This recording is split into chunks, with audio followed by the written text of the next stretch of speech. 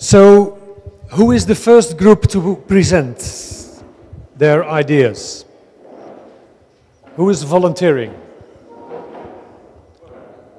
You go? Okay. Can you come over with your flip?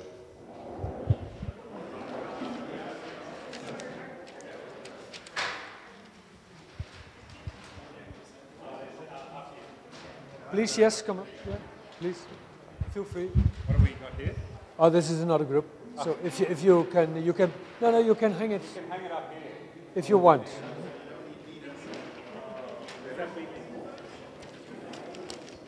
We were happy to leave. Oh, you're mashing it. This morning I had a second microphone. Here, take mine. I would love to. Okay, we got standards and principles. And there's really I'm not sure how long we have to present this back. No, we're getting is this a 3 minutes? Let's just go until the hook comes out. Really simply, on standards and principles, there are 9 points we'd call out for the next group. And for the purpose of presentation, I just want to share, wave if you were in this group, the waving group.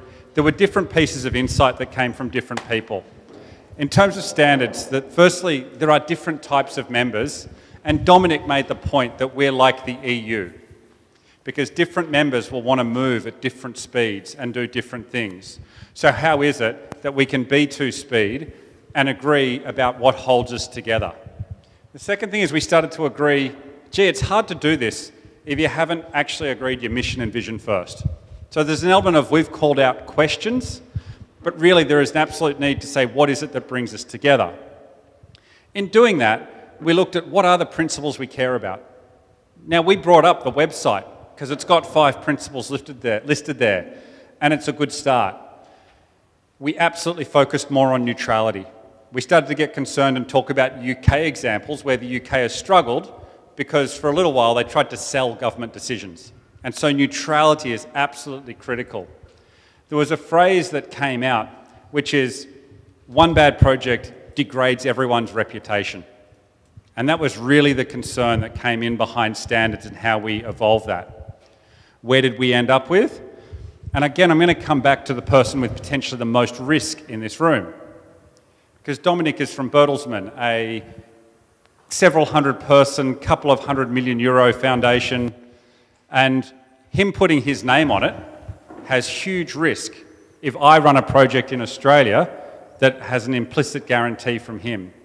And we started to look at it, what is this network? The network is going to work well as a group of people who collaborate together occasionally.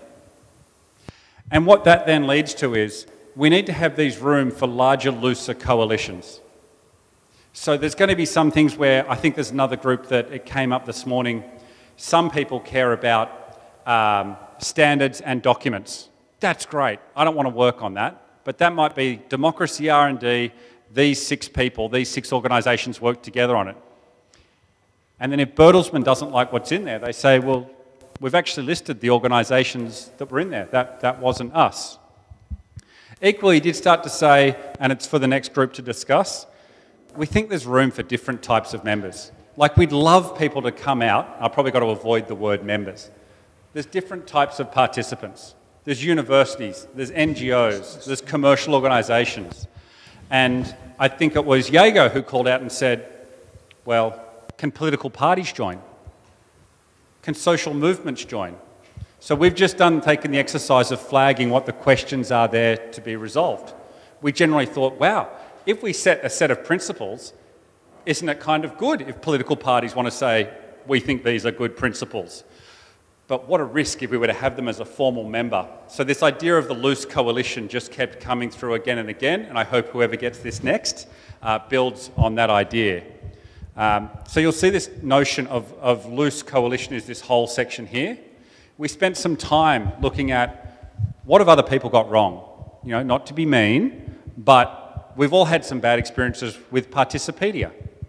And we looked at it and said, this is a terrible thing where, again, Dominic's definition of what's the purpose of a network? We want to get more out than we put in. And we thought that was a really simple standard to have, that I contribute a case study but I get 7 back. That's a fantastic thing. But with Participedia, that's what you get back is far less than what you put in.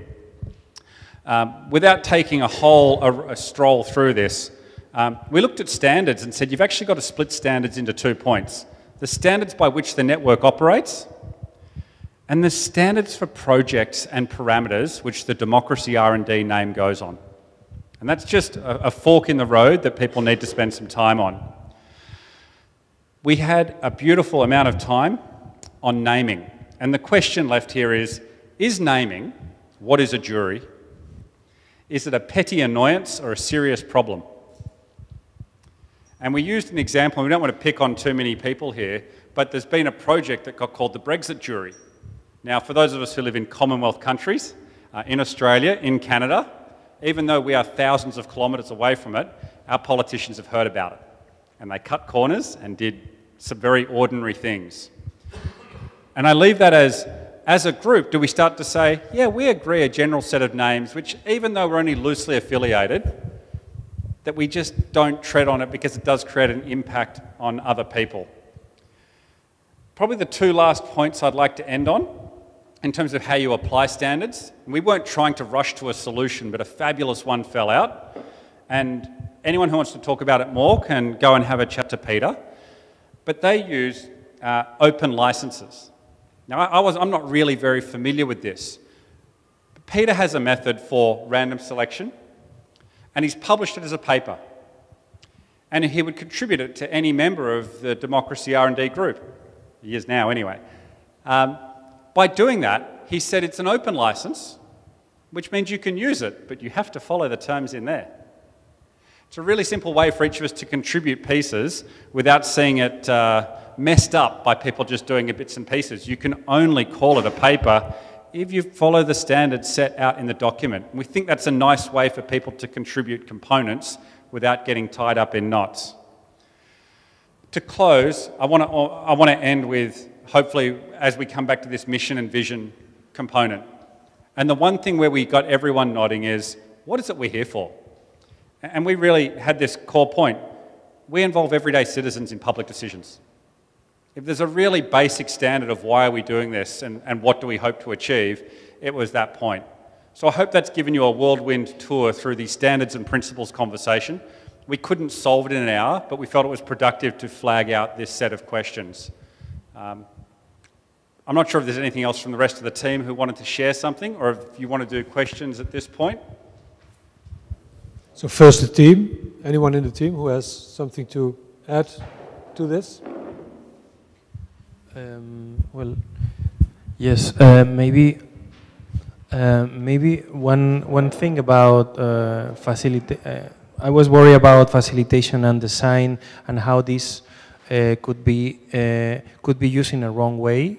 So, and there is a question: do we need the standards for how to facilitate and how to design a process? Was another thing maybe included. I'm curious to hear if people are sitting there going, oh, you've missed this really big idea, because that would be the thing that's most interesting to learn and add to this. Were you expecting to see something different out of the standards and principles conversation? Normally Harm holds the microphone, so I have a lot of power now. I'm leaving it now, yeah.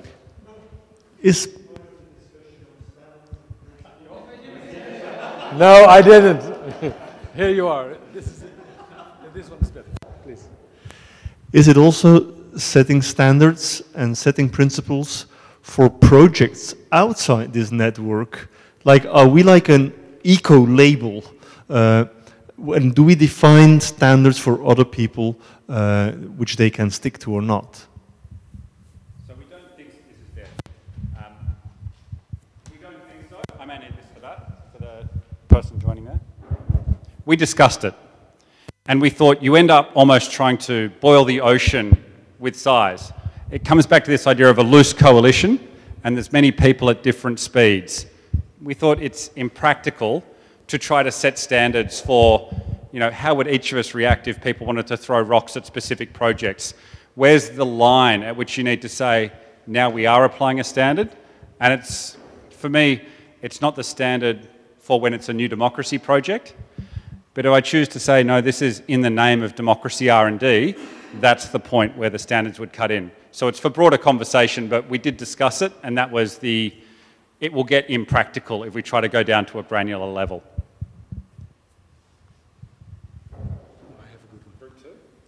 Other one? More questions or remarks on this? Okay, maybe something I can add to it from the practice of G1000.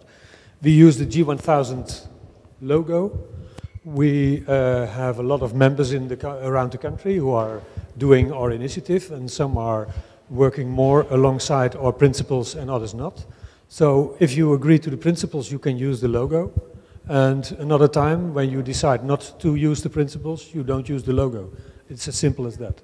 But we stay connected and we stay working together. So that's okay. Next group. Who wants to be the second group to present?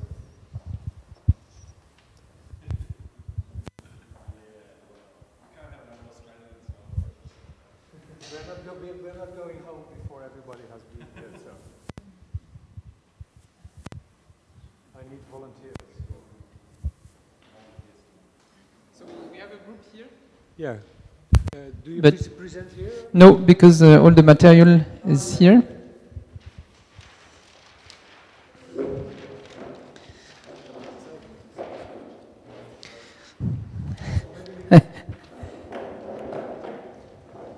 We might gather around the table. So then we can see what the notes are. Please be invited. So, if I get that right, we had the first discussion. So it was about collaboration. And the first discussion was about internal versus external collaboration. So what do we mean with that? And we started to work actually on the internal collaboration. And what does it mean for partners to work together? And so at the end, if I get it right, we had a list of criteria for what it means when we work together. So we have the first one, the conditions, that some of the organizations in the network want to push for a project or an initiative. And there is a minimal number of organizations that want to do that. We had 3, 4, 2, so let's see. And then we can say this is backed, or this is part of the Democracy R&D network activities. And then enters in a second criteria, which is the opt-out criteria, where other organizations can say, no, we don't agree, this is for us not a Democracy R&D project. But if they don't say anything, so it goes further. And it is a project of Democracy R&D. And then we had the question about standards. So which kind of minimal standards should an organization or a project fulfill in order to be in our, as an activity of the network? So this is, I think, the first discussion we had. And that led us to discuss on different use cases where an organization says, hey, I want to start a project, who wants to come with me? And we say it is supported by, was endorsed by the Democracy R&D network. So this would be one use case. One use case was, okay, it is initiated by the network. So this is something bigger. And but then we have the added value of having an activity as a network. So this is a different use case. And the second one in between was, yes, I have a project and I get advisors and an advisory board on the method from other partners of the network.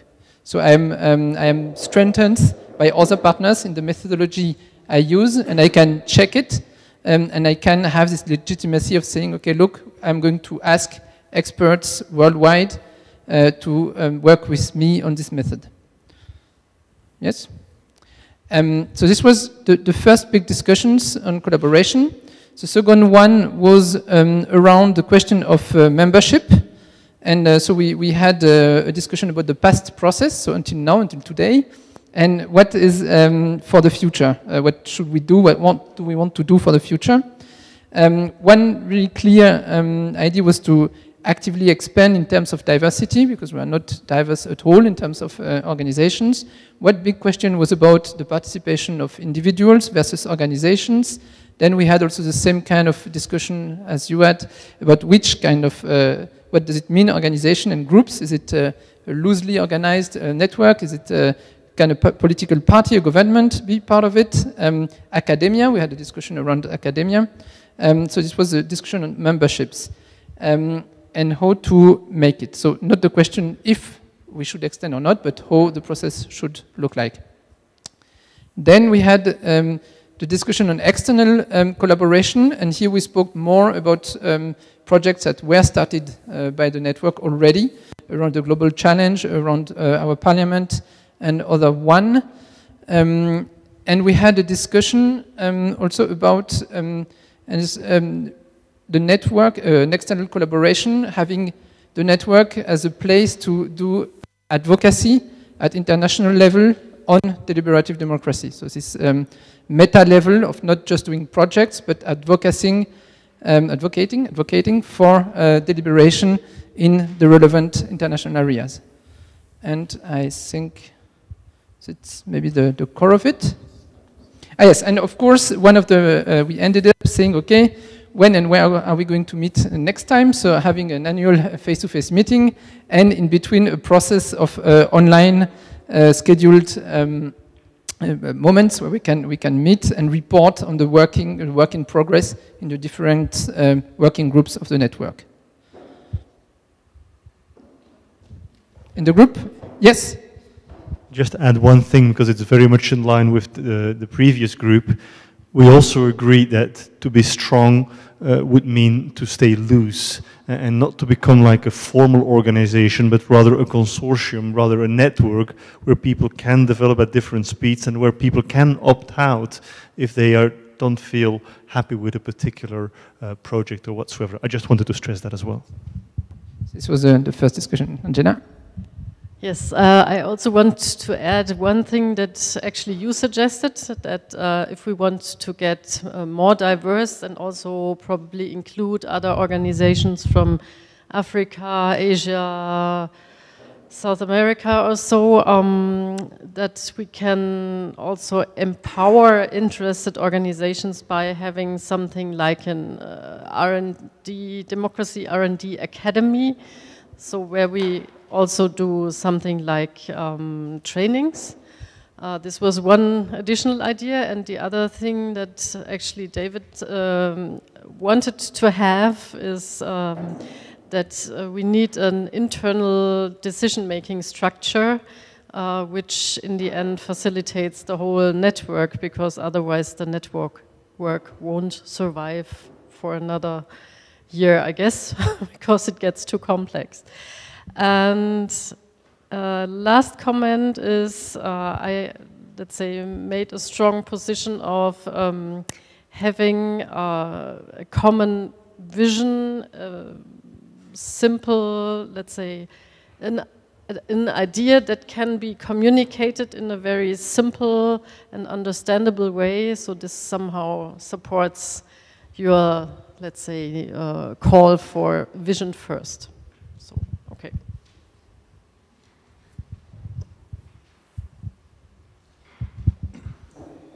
Just wanted to follow up with two things I'm going to ask from this group.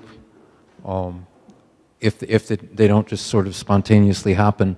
One is that with all these process experts here, there probably are a few people who would be willing to spend some time proposing a basic process for convening, making decisions for this group. I think we need a little working group to develop a proposal.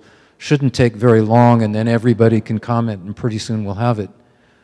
The other one is related to that. I think it would be really useful if we can, in advance, everybody put some time on your calendar to figure out when we can schedule video meetings. Each one will probably be 2 because we're in 3 different time zones. One, Europe, North America, one Europe, Australia, and Japan. Probably once a month for 2 or 3 times. After that, probably just once a quarter, something like that. That way, everybody can collect all the things that we need to talk about as a whole group. We can have a shared Google Doc with, and the agenda can be right there.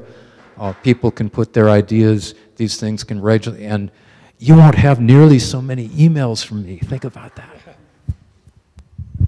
Thank you, David. We take that. Other questions or remarks on collaboration? Yeah?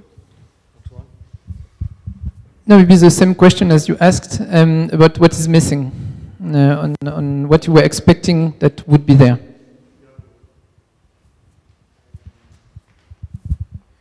Well, here in Participa Lab, we were thinking about making an open event related with deliberative democracy, and maybe this network could be a way to coordinate that workshops inside an open event. I mean, today, for example, we have ideas of inviting people, but it's true that it was a closed group, we can say, so it's not an open event. So we were wondering about having this kind of open moment where people from other collectives or people just interested in our initiative could gather and could make some workshop with us or listen to some conference. Okay, and so in November we will again celebrate democratic cities, and it could be, for example, an opportunity. So an open space, but open for everyone who is interested to, and finally maybe we can arrive to some new collaborations after that. Just one remark. So I still think we need to address the visionary thing. So form follows function. So what are we actually trying to achieve? So are we doing advocacy? Is it a loose network? Do we want to learn from each other? Do we want to disseminate our results, publications? Are we prototyping some forms of public participation? Are we trying to get a charter or a quality label for public participation? And I think there are so many different options we can follow. Perhaps we can, it's not just that we necessarily need to follow one option or 2 options, but I think each different option will lead us to different forms of cooperation.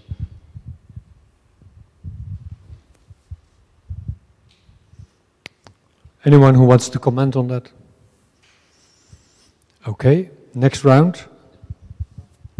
Maybe this was a bit the idea of these use cases. So I am an organization and I want to bring forward a standard. So I go to the network and say, okay, let's do that as organizations. Or I am an organization and I want to set up a project. And we were talking about having a sort of list of use cases we as organization can interact with or use in the network. Yeah. Okay, I think we're ready for the third. Oh, you have a question? Yes. I always, as facilitator or member of a group, I have a problem when I don't hear a feedback on something, and that's a bit what is happening on the first 2 groups. The feedback level was very low, so I want to understand why. Is it because it's a full agreement with what was said? Is it because there is too much information and we don't know how to settle down with all this information and make our mind clear? Or is it for another reason? So I would like to know if, because my fear, so first is my uncomfort, second, my fear is that if we continue with the 2 next group with net, is that it's going to be so much information that I'm not sure that we will be in a capacity to integrate that. So I just need to share that with you and see how you react to it. And basically what would make me comfortable would be, and so I finish with that, would be to do 5 minutes of yoga and to have bilateral discussion with someone else and talk about what we just heard to help to settle down. But maybe I'm the only one to feel that, so I'd like to have your feedback on my feelings, on your presentations. Wait, are you a professional or something? I just say what I feel, what I'm feeling now. It's my feeling.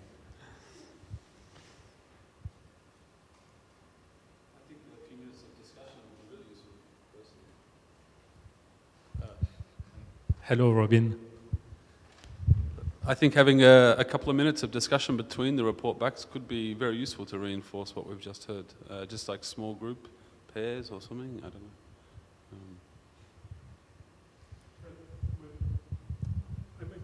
I may just add another very pedestrian notion which I've been suffering from today, which is the lack of written summary of any kind. That, for example, the first group we still have got Ian's drawing up.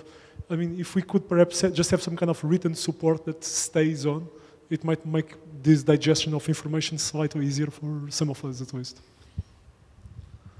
The two of you are scribbling post-it notes. This might be our rescue, but what will happen with these?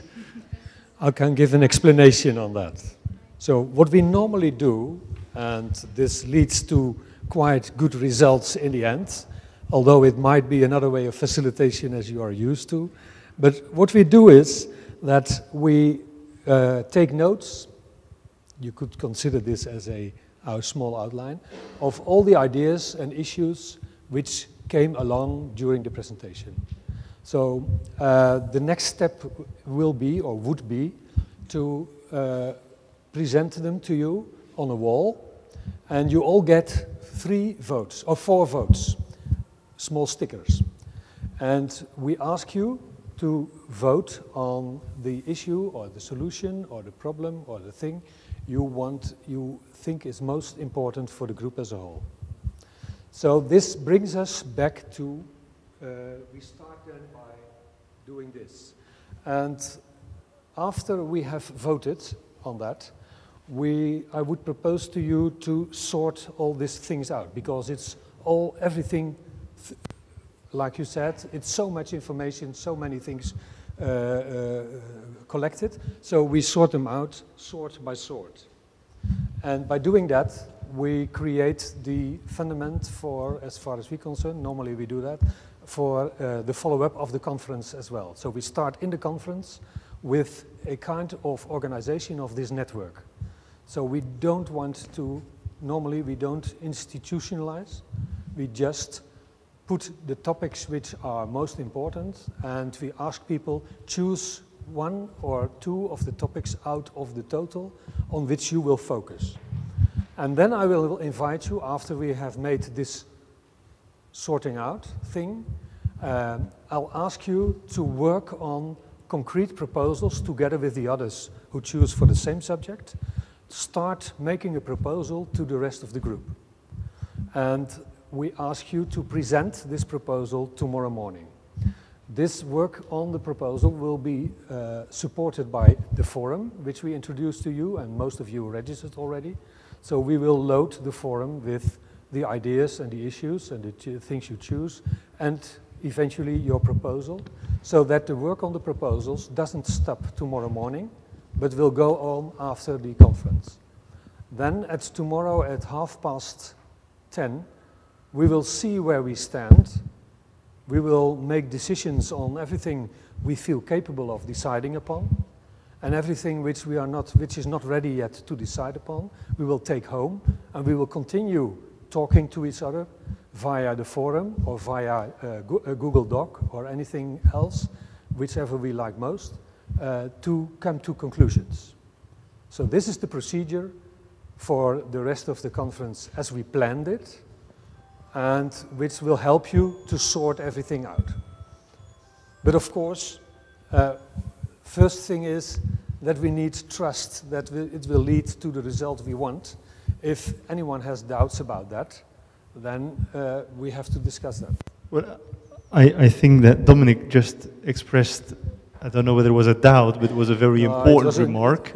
It was a very important remark, like, how can we delve into the details of these different topics if we haven't as a group decided yet what is the first purpose of this network? I mean, I don't know whether Dominic is here, I don't see him anymore. Oh yeah, just behind the three people in between.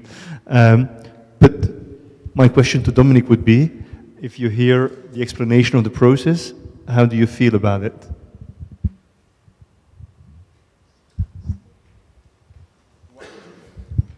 Well, I mean, we've got a bunch of facilitation experts, and now we're talking about the process. So that's a tricky thing, of course. So, and I'm quite old-fashioned. So first of all, one thing, of course, is I would love to have an open discussion about the vision that we all share or not share. And in my group, I've tried to be quite open about the question, and also what do I bring into the network, you know? So, and I'm bound by certain rules, you know?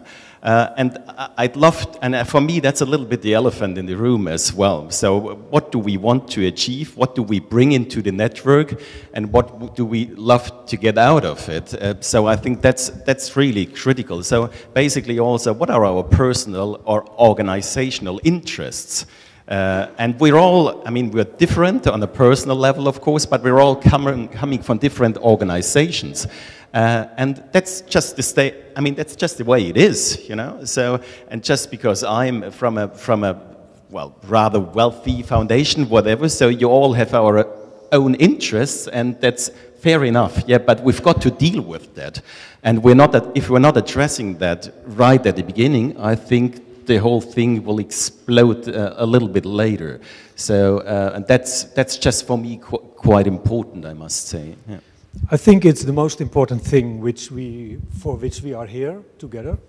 The way to reach that point of clarity you are asking for, is the way we pointed out is a little bit different from what you're used to. The way we try to do it is to let it evolve from the dialogues. So not a plenary discussion on that, because in a plenary discussion there is always difference in power. And one has more power over the group than others. So what you get is the result of the most powerful people in the group.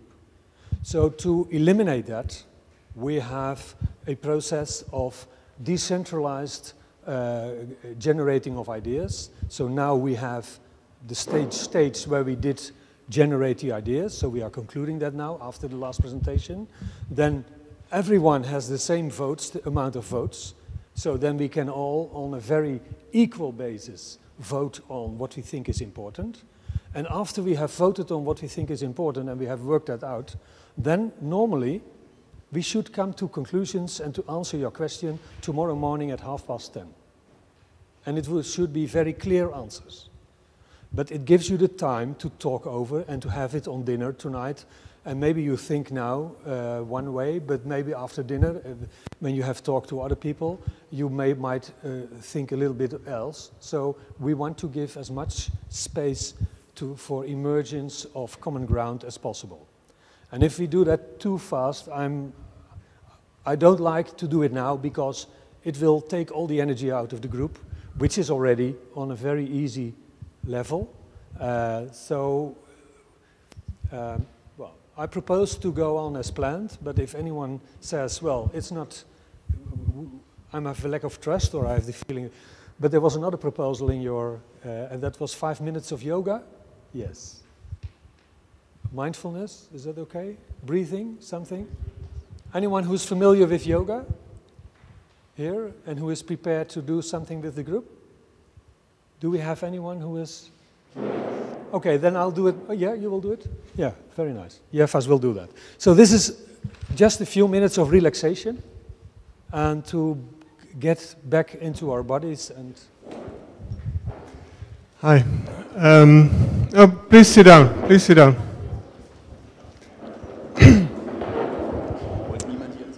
I've been working a lot with international networks, and this discussion is very familiar to me. And what I always did is a closed eyes session. Closed eyes. Ojos locos, something like that. So I ask everybody to close his or her eyes, and you can find also a place in the room where you feel comfortable. You can lie down, you can stand up. I see a lot of people closing their eyes already, very good. But try to find a place where you find comfortable. Yes? Okay. Envision this network.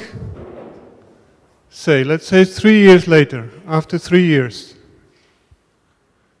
You will be somewhere in a place you like very much, and you are part of this network and you're thinking about the network. Envision what you see, what contacts you've made, what you like about the network, what you maybe dislike about the network, but try to visualize for yourself what it looks like.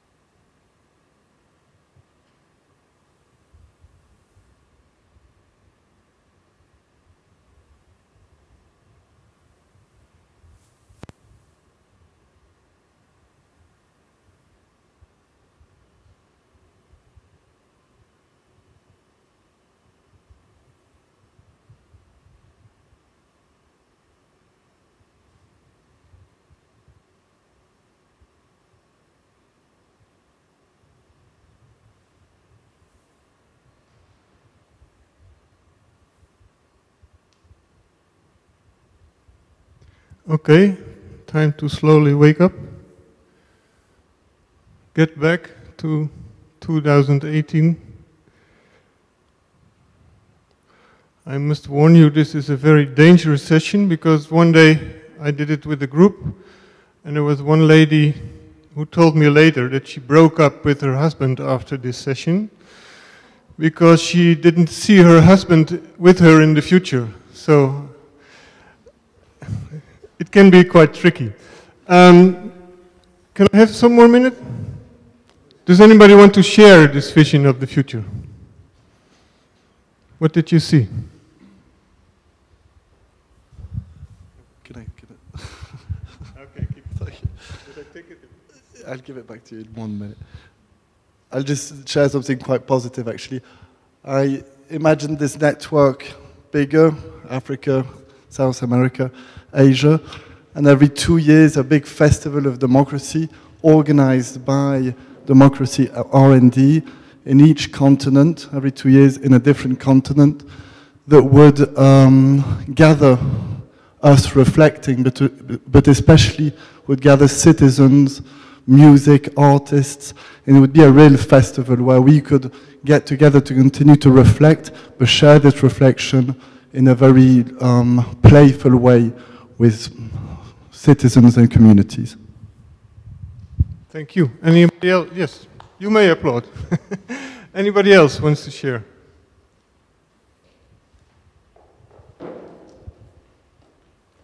In 3 years, we've done a major project for perhaps the EU. The UN commissions us for work, and by virtue of a couple of large iconic projects, we're who any politician calls.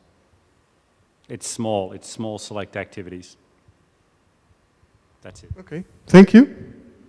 Anybody else? So my vision was that when you will come to Paris, you will come and have dinner in my place, and we will know better each other, and we will increase the appreciation that we have inside this group. So you are welcome. I have a nice terrace. Choose the summertime, because in wintertime it's not appropriate, but to go there, it's very cold, but you're welcome. Excellent. An invitation to everybody to come to Paris. Not bad. Any more? Anytime. Any others? There has been a work collapse, and some part of the world is completely ruled by authoritarian leaders, but miraculously there is one part of the world that is ruled by a sortition system without politicians. Last one. Okay. You can share it over dinner tonight. Harm, I'll give you back to... Yeah, Jervas, thank you very much. So we have 2 groups to go, 2 presentations to go. So which are we going to do first? Practices or, yes, this one? Okay. Well, let's stand around the table so we can... Yeah, it's yours. Sorry. Yes, there you are. Sorry.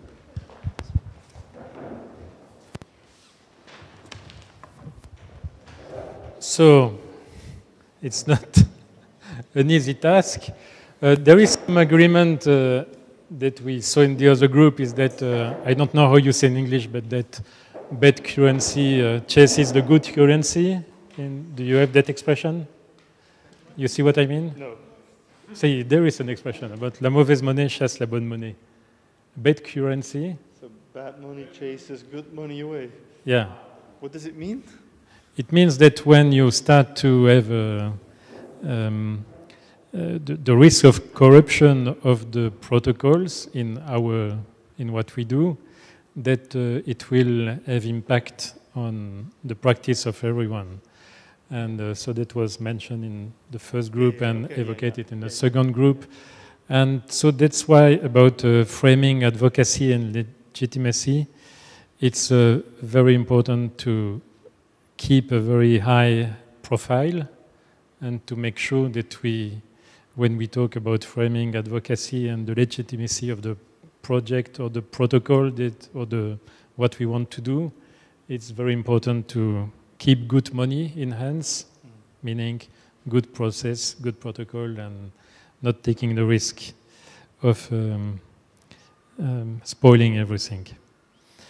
And there is one, so that's one thing. Second thing is the first aspect about framing might be what we could call, and my group will excuse me if I summarize too much, what we could call the presumption of competence.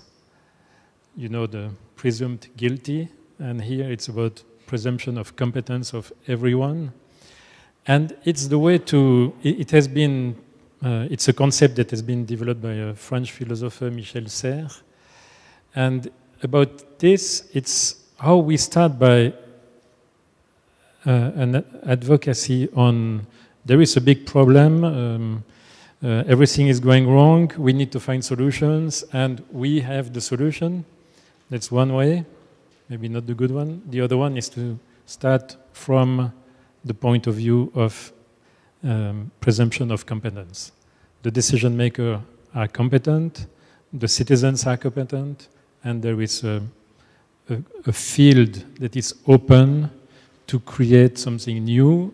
And as it was said in the introduction speech done by, I forgot his name, Pablo, we are here not to fight or to put the fingers on what is going wrong, but we are here to write a new page in the history of humanity. And that's a way to, and we have the competence to do it here in the group, but decision makers and all the system. So, presumption of competence. And this is connected with one idea, but this should be deepened, which is a common understanding that something is at its end in the way the society works, and something new is necessary. And the something new is that new page and what we can advocate for. And we are part of the solution to present that. So in the way we make the talk, the speech, or we talk about the problem, or we talk about the fact that we propose a solution, and that solution belongs to everyone. My group is still there. Where is? Yeah, it's okay. I can continue. Second, yes. Then we had the discussion, and so the point that would merit some more discussion here. And one feeling after the discussion is that we had only touched the surface of it, and it would be necessary to have time to go deeper, of course. Do we agree that there is a common understanding that something is ending and that something new is being started or not? And this would be a topic of discussion. So then we discussed about the pitch. How do we pitch what we do? How do we pitch what we want to do? And one part of the discussion was to say, yes, we need to pitch for the public, we need to pitch for the politicians, we need to pitch for the participant. And then there is something around there to say, if we need to find different way to talk about what we do depending on the public, that means that we are maybe a bit weak. And one question is that shouldn't it be one way of talking about what we do that could be heard by the decision makers, as in the system, by the citizens as part of the decision-making system, and to the participant as well. So there is an issue there, and we didn't go deep on that, but at least there is a topic. Should it be one pitch, or should we target the advocacy? But if we target the advocacy, then we are probably weak than having only one that can be understood by everyone. And then two more things is, one is about, sorry, because we said so many things. One is about the importance of the topics that we put on in the middle of the society, in the middle of the process, the importance of the quality of the questions, if there is a question, so that we create the conditions for good participation, and participation that will be relevant for the people, as they will feel part of something that has a value, and also the participation of the decision-making system that will have the impression that this will be a high value because it will give a very high contribution, and not only issues about peripheral matters. And then we had a discussion on what is a good topic, what is a good questions, and it's not necessarily something connected to problems. It can be something connected to something that can be positive. It's not necessary to say we have a problem, we need to solve it. It can be we have something. Yes, there is something else. So, but there is this issue about framing the topic, framing the question is very important. And behind it, there is one question that was on the table, and that is very important. When we are engaged in a process, do we have the answer to the question, why should I take time to participate to it? Because the time of everyone is limited, and has high value? And can we answer that question? Very important. Why should I put time in this? And to end, there is the, let me see how I could end.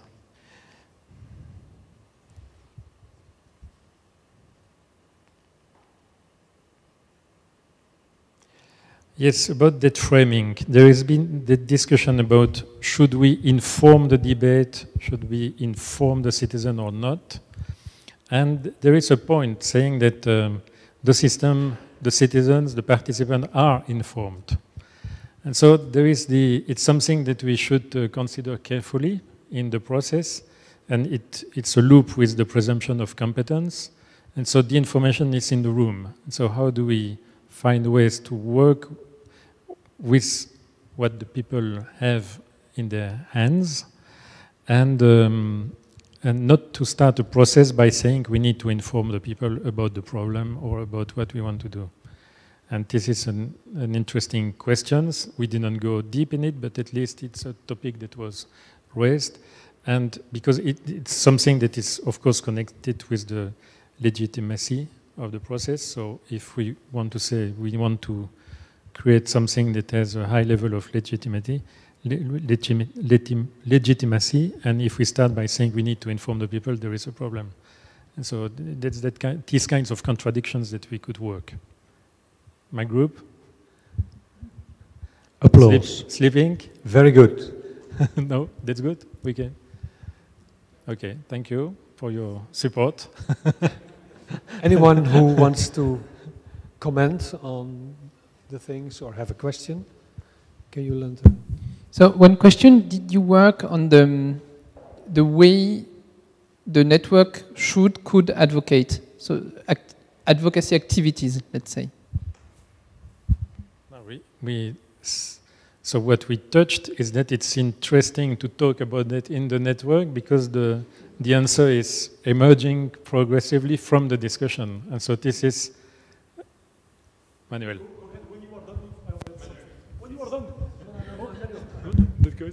Okay, so I'll just briefly add to Antoine's point. One distinction we spoke about would be about the possibility of doing advocacy for the institutionalization of these processes as being very different from the advocacy most of us are doing, which is trying to pitch or sell specific consultation processes. This is inspired, for example, the current work of Tyrone Reitman with the policy jury group in the US, who no longer tries to pitch consultation processes, but instead focuses on having public entities, cities, states adopt regularly institutionalize these practices. And I would, that's it. Yes. Thank you. Anyone else? Yeah. No, I'm closer. Eve, you spoke about common language. Did the group form a view whether this was positive or negative or achievable or unachievable? And I ask that thinking about the principles on our website and even the introduction to the document that went to global challenges. We seem to get quite close to being able to agree it. Can you expand more as to where that conversation ended in your group?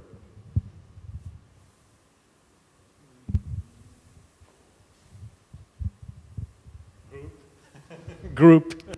There was no conversation there. I think there is no one adding anything. So maybe in the next phase, we can work this subject out. I just wanted to check if any of the remote participants had a question or a comment. If they can, I think they can see this through the live stream. I don't know. So the remote, yeah. Oh, okay. I look to Jervas.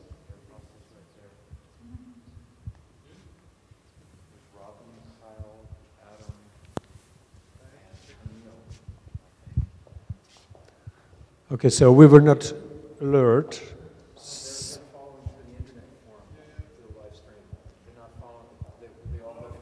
Oh, we don't have a Skype connection.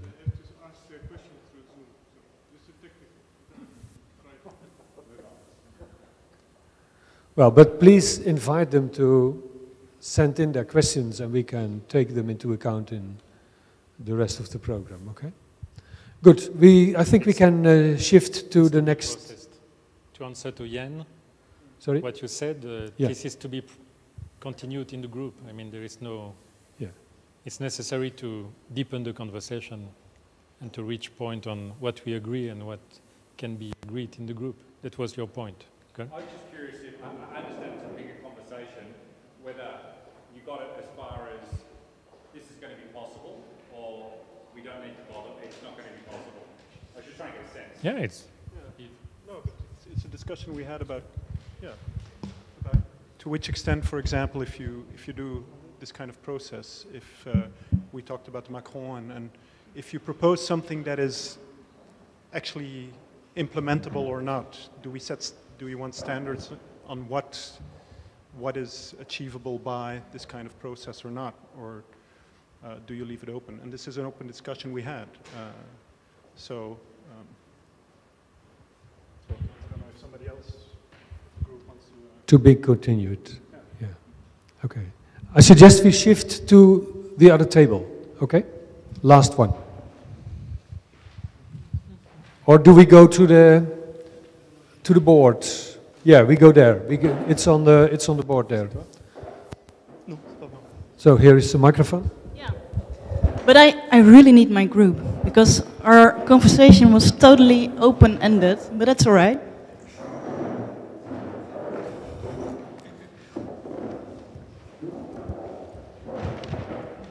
So let's have a look. It's underneath.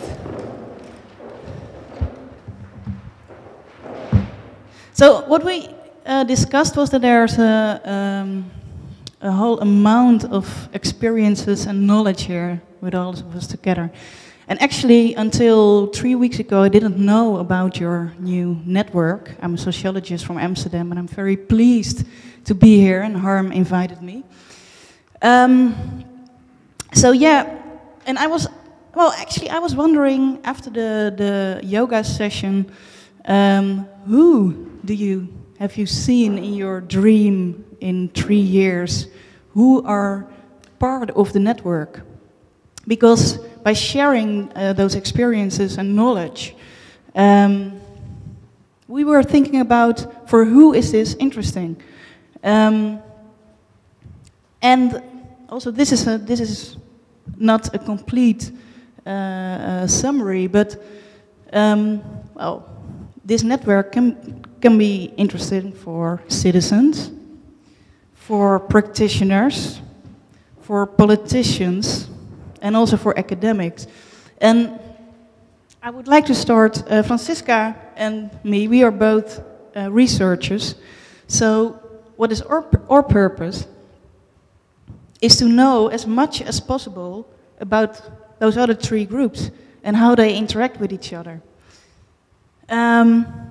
So we want knowledge. Well, I think most of you are practitioners and also scientists. What do you want? What is the purpose of sharing knowledge and experiences and stories? Can I ask you, what is maybe in one word, or maybe my group members who are practitioners?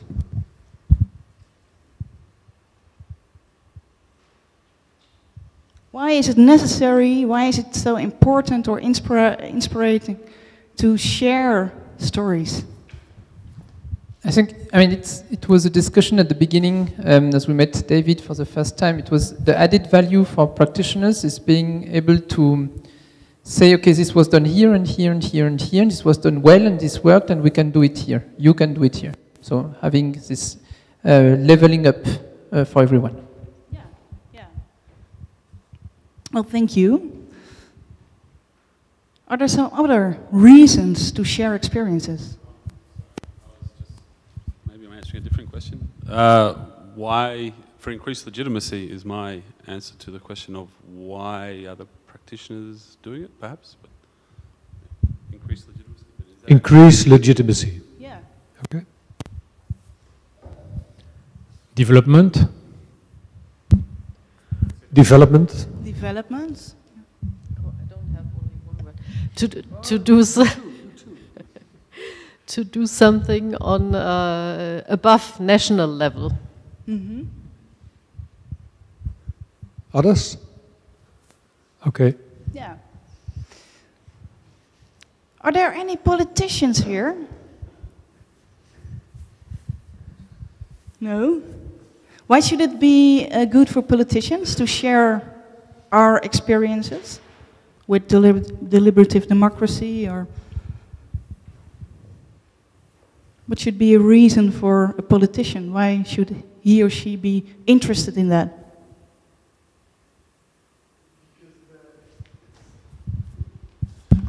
Because speaking to citizens that are that participate in these generally randomly selected processes allow politicians to speak to people that don't necessarily come up to them on markets or here there on conferences, and so it inspires them again, and it gives them the opportunity to listen for once to people that are not generally part of conferences or debates or on the news or this and that. Yes, and a lot of politicians would like that, or at least they say they would like that. So basically that is about strengthening the position of the politicians. And this leads us to the questions, are we willing to do that? Well, I think that when we think about politicians, we're thinking about the classical politician. But I'm wondering that I think in recent years, new parties and new movement has achieved to have a sort of different kind of politician that they want to turn into a facilitator. So I think this figure of politicians that what they want is to open doors, and they are not there to say what to do, and they are there to open participatory process, for example, is a new kind of politicians that is very important for the network. So I think we have to see politicians with an open-minded way, so to arrive to find that kind of people.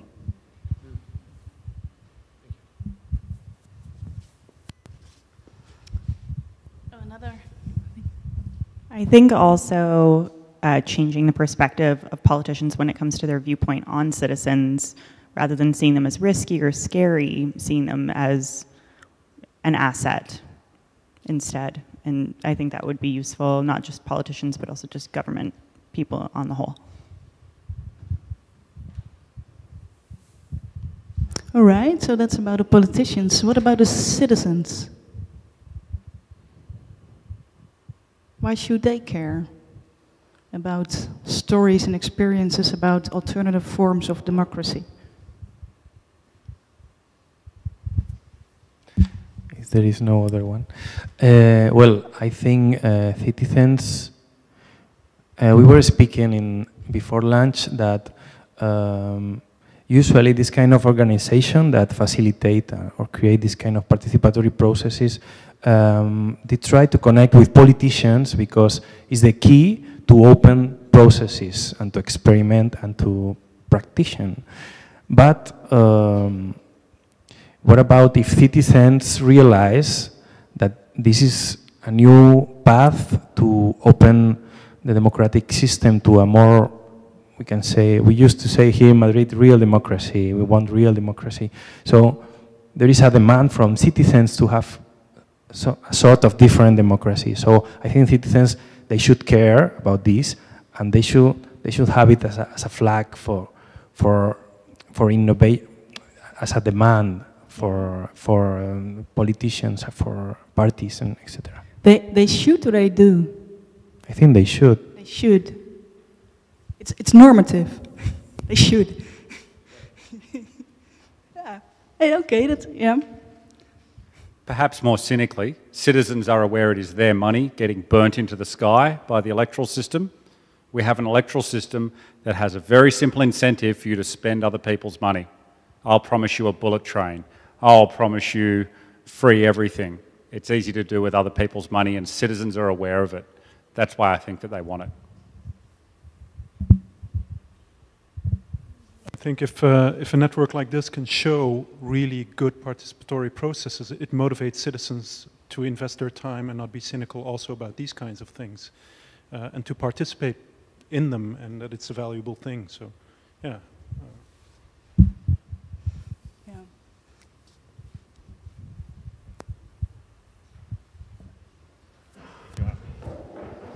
Harm will have his 10,000 feet steps today, not us. So that's good for you. Imagine 1,000 people in the room. When we did the worldwide views on climate energy, so we involved 10,000 citizens from 76 countries, and we asked them at the end, John, you will correct me if it is right or not, but I think it's about 95% of the people said that they want to come back for the next edition. Because once they have tested to what it represents, to talk about politics not being partisan, it's very important. They don't reject policy to be engaged in a political process, they reject partisan process because they are, and we asked the question to French citizens, they don't want to see anymore the violence in the partisan approach. When you are good, you are right because you are in the majority, you are wrong because you are in the minority, and the way the people talk to each other, one of the reasons why the people want to quit the room is when they see it is a stupid game of political violence. And so when they touch their capacity to talk about policy without being engaged in a partisan process, it's very positive. And we got feedbacks from, one of the countries that we covered was Afghanistan, and the people expressed a lot of gratitude for having been gathered, 50 men, 50 women in a room to talk about something else than the war in Afghanistan, and to talk about the future of the planet. And that was very important for them. So one reason for the citizen to come is the fact that they are recognized as someone competent, having something to say, and whose opinion is important for the future of the humanity. So there are many reasons for them to come back. The quality of the food is also another reason. Quality of the moderation as well. In our research, top one reason to come is finally we are heard. We are heard. Someone is we have the feeling that what we think is important is heard by others. So I would agree to that, but at the same time, we know how difficult it is to get the people in the room. We know that, so it's a lot of work. So for me, it is part of the job of our network to make it clear how people can have impact through that, so that they know if they have interest to come. Because at the moment, I don't have the impression that they know that it is useful for them to come. Because when we send out an invitation, we don't have 100% turnover or people coming, but we know that we are at 3, 5, sometimes 10%, and it's a good number when we have that. So this is, for me, a question of the work we have to do and to prove that it works and they can have impact as citizens. So it's looking in the future more. Well, well, actually, you took my last words out of my mouth because I really agree with that. Last month, I was at a day of the local democracy, and it was organized by the Dutch government. And there was one of our best-known journalists, Joris Luijendijk. He was a speaker, and he said, well, actually, most of the citizens don't want this. They want to vote. And they don't participate they don't want to deliberate, and they don't want to go in dialogue with each other. And I don't believe that. And I think that this is really a very important task for this network. So actually our discussion in our group was much more practical than this. Should we, if there's an interactive platform, a website, or another online platform, and there are quite some platforms, should we all... We have already one. Yeah, but should we all put this together? If they all need or interested in different kind of stories, or maybe they are interested in the same kind of stories. So that was our question, and that question remained open. I was at the point to ask you, and what's your answer about that? Well, maybe this was the start of the answers. That well, I think, where's my group? I want to also ask you, do we need one platform for this? Will it work? Or are the interests so specific that it won't work? Yeah, we already have many databases and websites, but they are disconnected. So it's not a good idea to make another website or database, but we need to find out some solution to overcome this division of the knowledge. So we're still looking for some clue for it. So we need your knowledge to overcome this situation. So this looks a little bit like the challenge we have outside, because when I see there, it's nearly a representation of our society. So if you put the entrepreneurs into it, then we have nearly, and the journalists, then we have nearly everybody. So the problem we have there, we will have within our network to overcome the differences in a really meaningful way. Okay, this was, thank you. Any other questions left to this group or comments? No? Then we're going to prepare the next step. As I explained to you, we made small notes. We need a little bit of time to present the notes on a wall. And, well, let's say that within 10 minutes, I'll hope you will all be back to choose the ideas and topics and issues you find most important.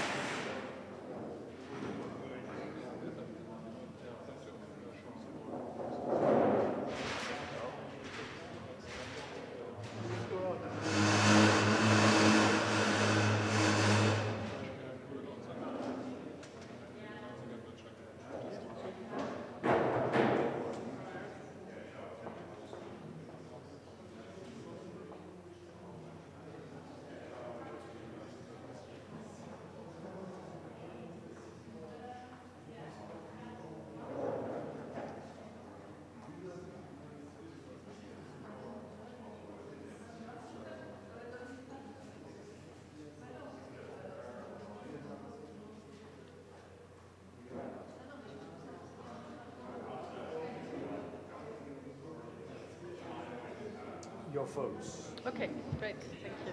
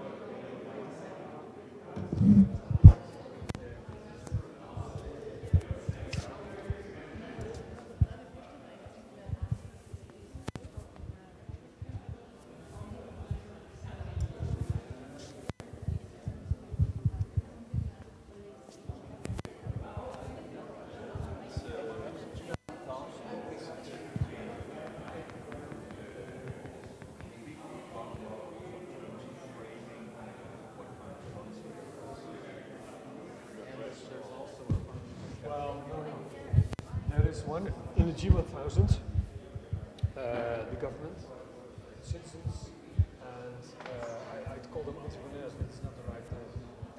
Employers work together to organize. Yeah. Sometimes the employer comes with an issue, sometimes the government comes with an issue, sometimes citizens come with an issue. So the only thing which is important is... But within the process itself, or No, before. So we are invited to come over and organize a G1000, and mostly about a certain subject. And then we help the local party to organize it. And part of the organization, the execution we do ourselves, and part the rest of the stuff they do. So we work together. But it's under a strict partnering agreement, in which we make sure that the process will not be compromised in any way. So we have 6 principles, and our commissioner should sign for respecting these principles. If it happens not, we walk out. So this gives us a very strong position. So for with the local government, G1000 is initiated by the local government, but it's organized outside, almost outside the government. It's standing separate from the government. And in the end, the citizens' council makes a citizen decision, and the citizen's decision is handed over to the city council. Citizen council. We have a citizen council. The end of a G1000, it's a process of 3-4 months, and by the end of it, there is a citizen council which decides and makes a citizen decision. So that's a smaller group. How big a group would that No, idealistically, it's the group with which we start off, but normally it's about half. So if you start off with 500 people, the citizen council is about 250. But they are all people who were there at the beginning as well. So the condition is that they should have been there on the beginning, and then because then they know what the common ground is. They are part of the common ground, and then they can, from this common ground out, they can decide whether the proposals are in line with that common ground.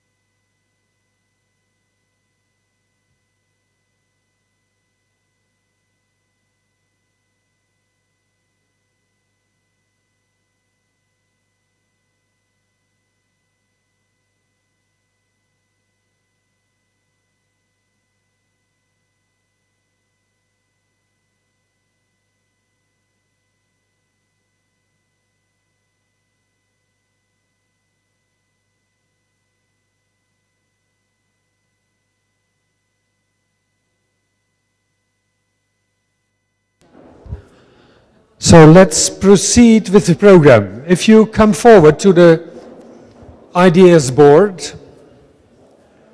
I'll explain how we are going to work from here. Can I invite everyone to come over?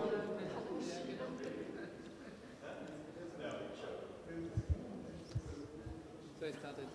Hmm? I already put. Yeah.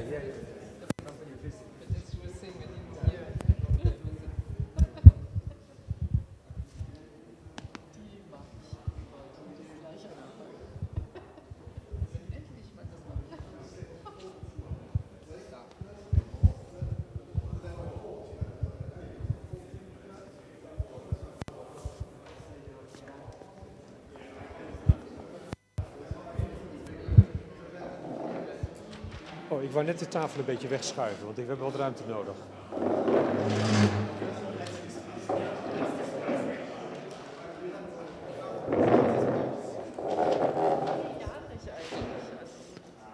So what we like to do now is to sort things out, because we can't work how good all the ideas are.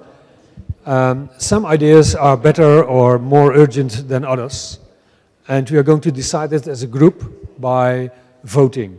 So please come forward, look to all the things which are hanging here, the issues. They are all connected to the presentations.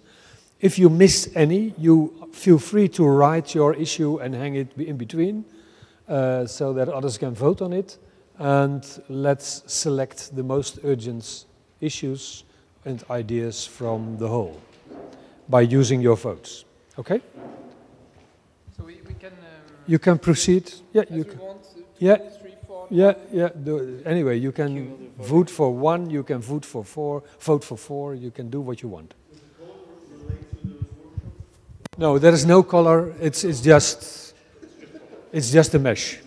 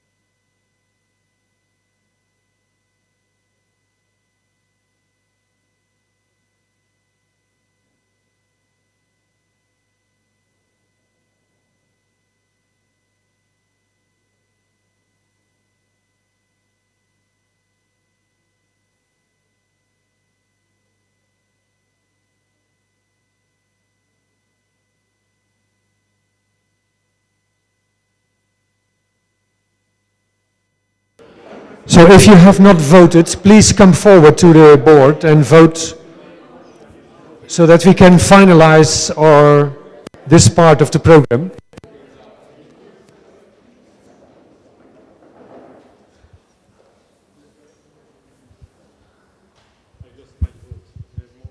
Yeah.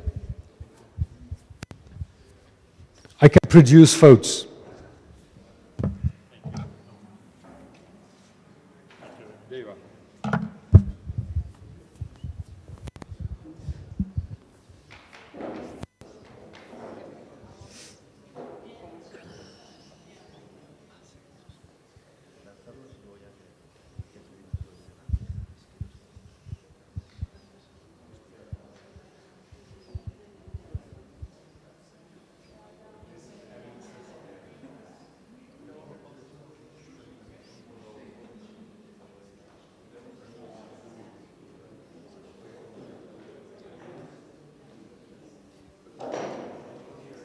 Ah.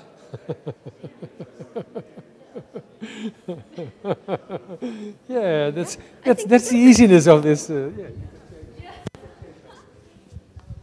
So, have we voted all, or is there still someone who has to vote? Yes. Yes. You can put it where you want. Yeah. Yeah. We are going to lose a lot of points. Missing. Yeah, you can write your own, but because of you're a little bit late, it won't affect you.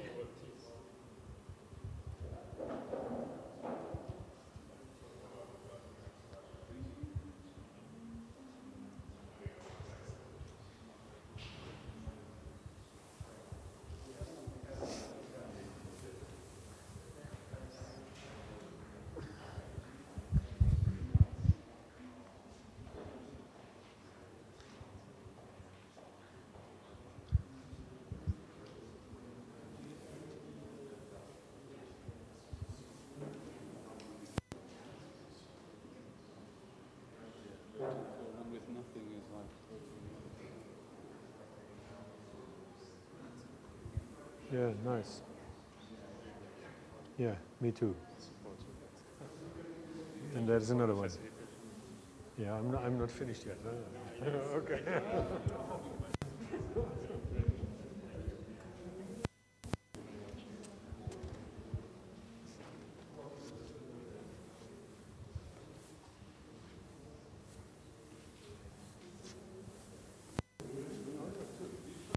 Okay, Brett, come on. You said you have to vote. Yeah, I already voted.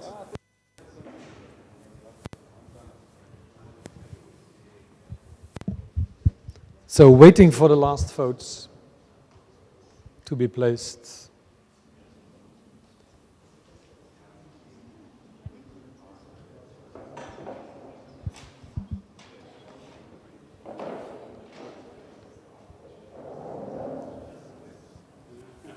No, please.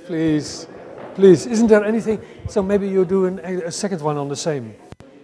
Something you think really important. You don't have ideas, no.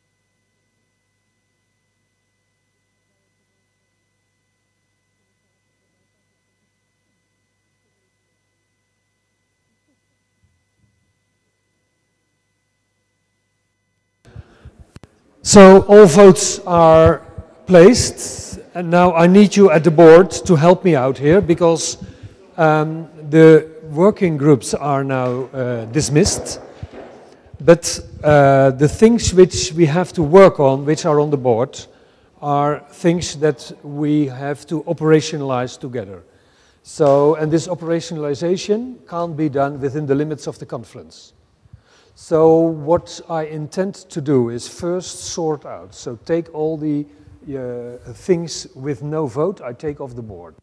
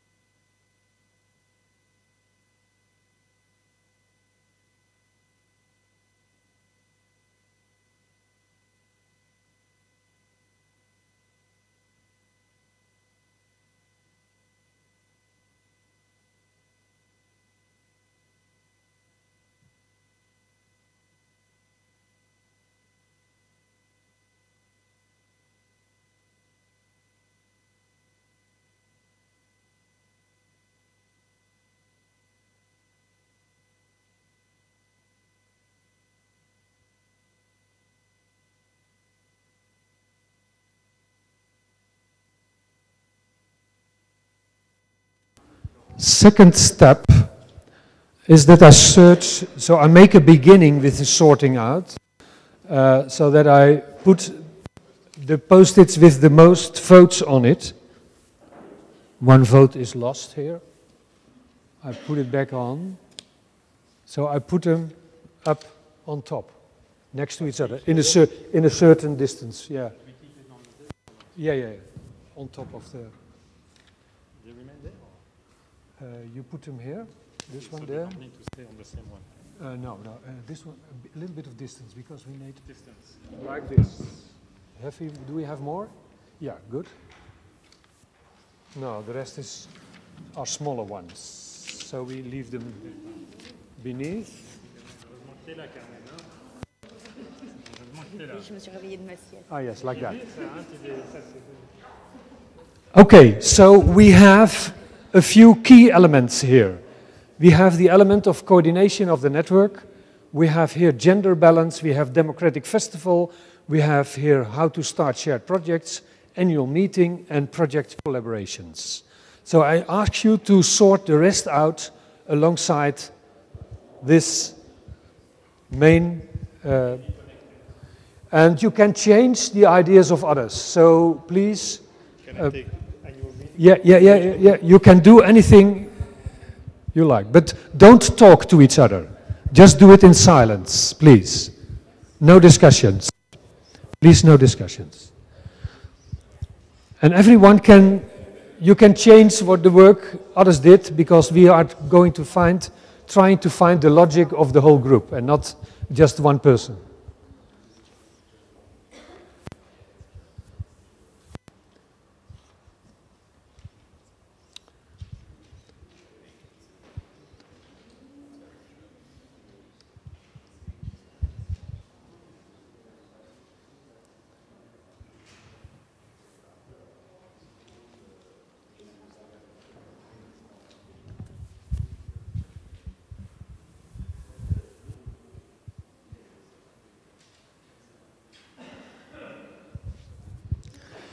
And if you have done sorting a time, maybe you can consider to step back to give others room to do him or her job as well.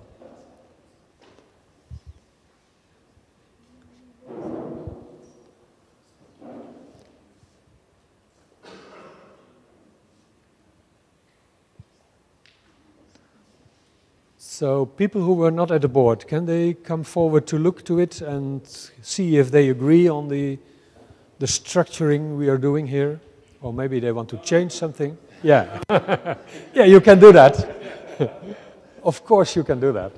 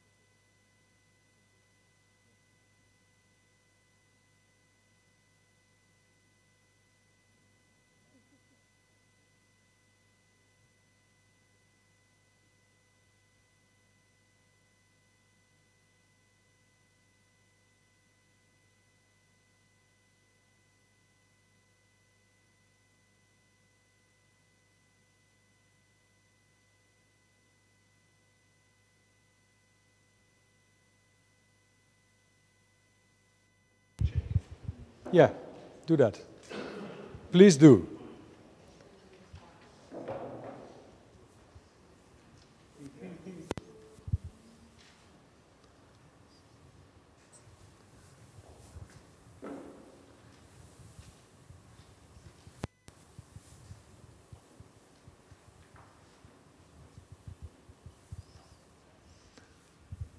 So how are you? How are we?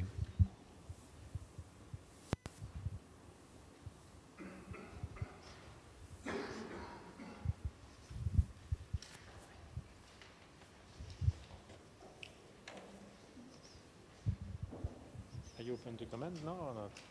Yeah, I'm going to ask for comment. Okay. It's just a question. Yeah, no. It's not a reproach. It's just a question. But I'm not.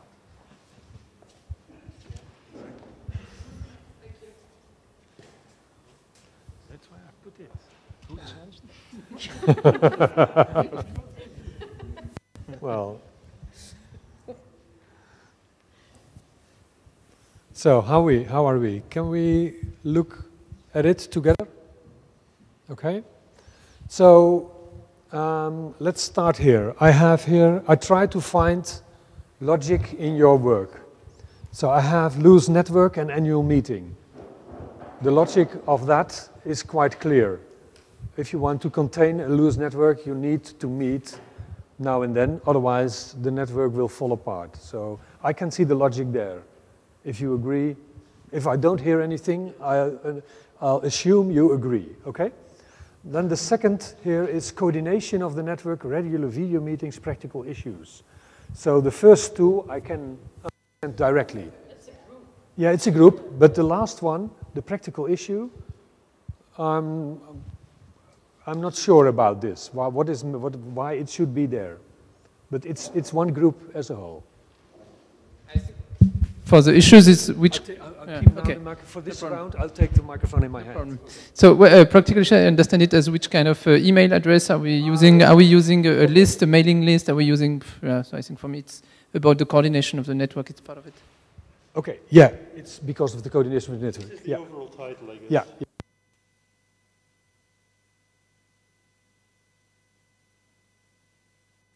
Which is meant coordination of the network. So, and it consists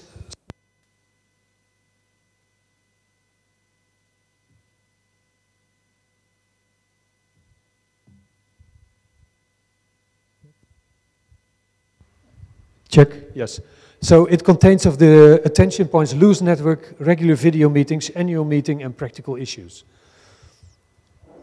Then I have a group developing the vision, mission, strategy, what holds us together, what's the vision, what's the purpose, what do we want to get out of it, why should we invest time in this network. This is the mission vision question from Bertelsmann, I only recall, your name, but yeah. Dominic, yeah, okay. So I put here a line around it, this one, this is a group. Standard document, minimum standards, quality assurance, neutrality, conditions for good participation.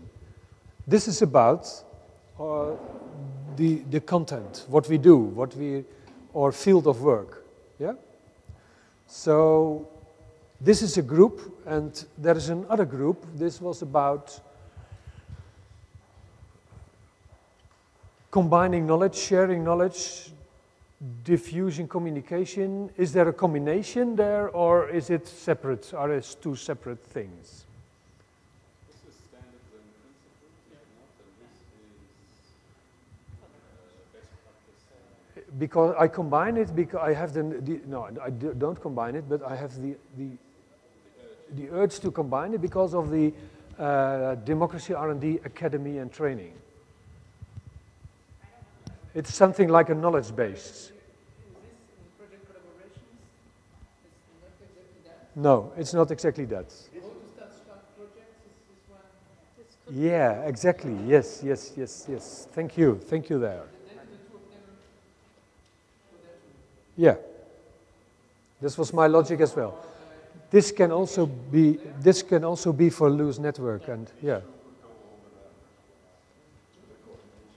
Yes, please. Yes. Yeah. Jago, I come to you. Here. Combining no logo. Yes, exactly. Okay. But be careful because here you have impact generation, democratic festival, and then you have motivation and communication. I think it's more connected to that.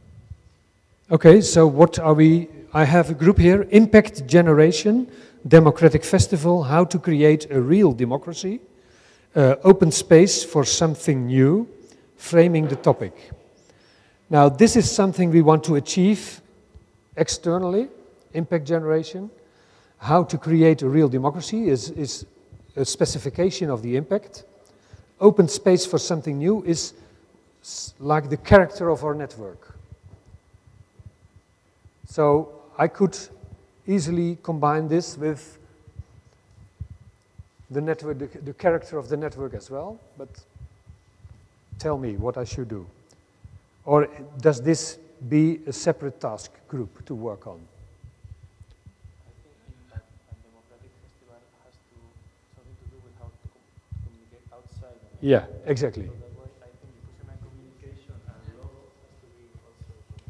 This one you like here, and this one as well. Yeah.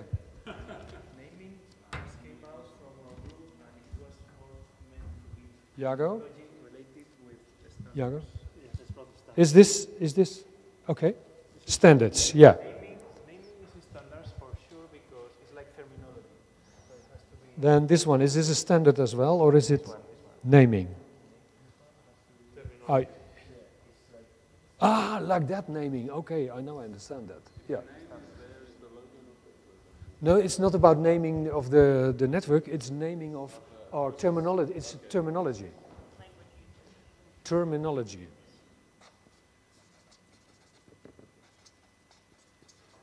I was mistaken there as well. This could be seen as, all this is about membership of the network, new members, and you could say this coordination and expansion of the network, right? Make sure to be inclusive, to be more diverse, to get gender balance. To me, this is about the network and how to expand it. Or would you rather keep this apart? I would rather keep this because this is about a lot of practical stuff. Okay. Coordination of the network is the operation of the network, and this is about guarding that it is a network that we all feel. But maybe tomorrow we are bringing them together. Okay. Now, how are we now? I have 1, 2,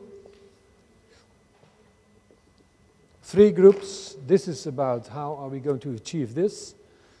And then the collaboration thing, how to start shared projects. Can we combine this too with any of the other groups?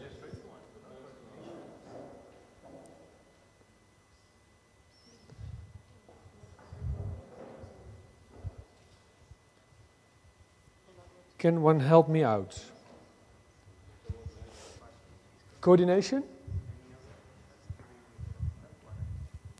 This is like internal coordination. This is like internal coordination, and this is rather external. This is about running our own. This is about running ourselves. Whereas this is about trying this project like our Parliament or the European Parliament. This feels different. So this is a separate item. Okay.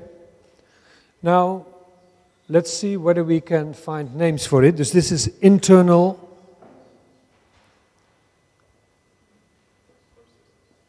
coordination. This is vision. This is about standards. This is about, David, I think I agree with you. Expansion? Also, yeah. Identity. The identity of the network or something. Inclusion? But it's also about new members. Yeah. This is also for me about African organizations. So give a name. How do we call it? New? Inclusion and expansion. Expansion.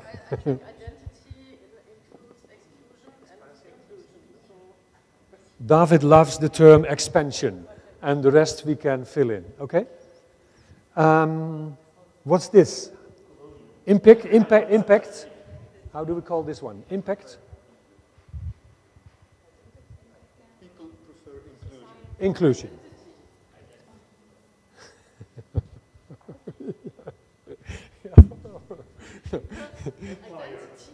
Identity. It's identity. Yes, it is. Okay, so this one is impact or something. What is this? Democratic. Yeah, it's or production or impact or what? Impact. Yeah?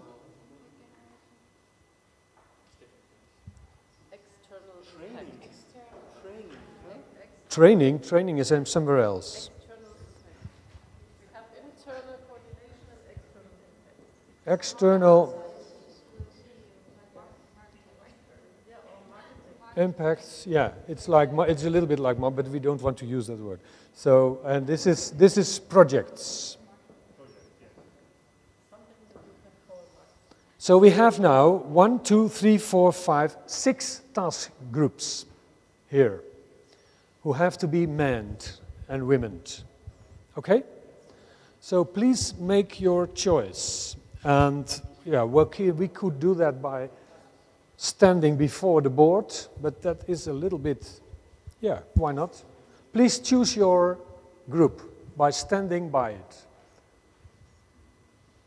Which task group do you want to support? And let's say that you get an opportunity to change place tomorrow. If you find you want something else, if you find you want to change, you can do that. So please choose your group. Yeah, I'll do that. I'll do it like this. Now it's much easier to have them here.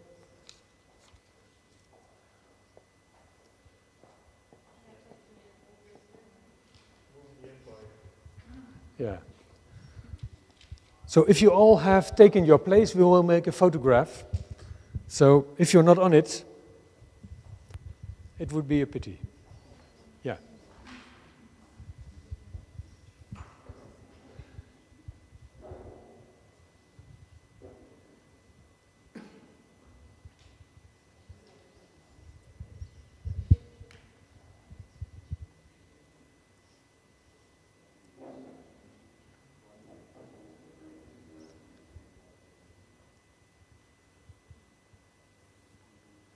So make your pick, please.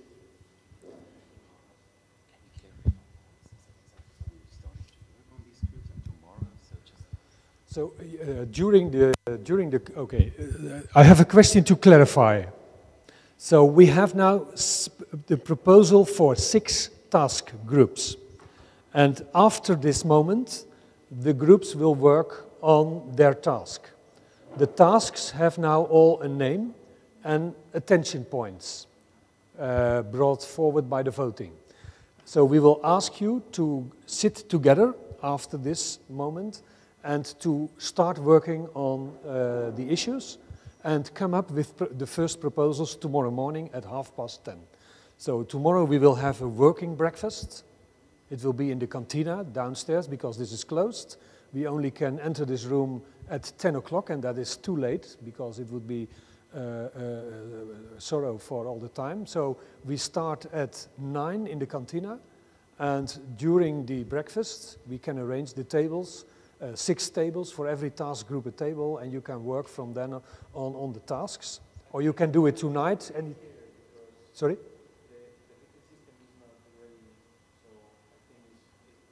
Yeah, okay, we will tomorrow during breakfast we will tell you the details of the day tomorrow. But basically the idea is that at 10:30 every task group comes with the first proposals which they want a decision upon from the rest of the group, whether they can proceed the way they want or not. Okay, so and by doing that we will give. Will we continuing the work within the group, the groups, or are we changing groups? No, you are not. This is the last time you're changing groups. Maybe if you are sorrow tomorrow because of your choice today, of course we can. You can change, but the idea is to stay in the group you choose now. And you will stay in the group also outside the conference as well. Okay, so later on then... Yeah, you will have talks together with Skype or Zoom, or to work on this. We call it in Holland, we call this corvée. It is a little bit like corvée. So we all take tasks to keep the network alive. So it can't be David doing it all the time. So, yeah. No, you stand. First stay in front of the board and show your choice, please.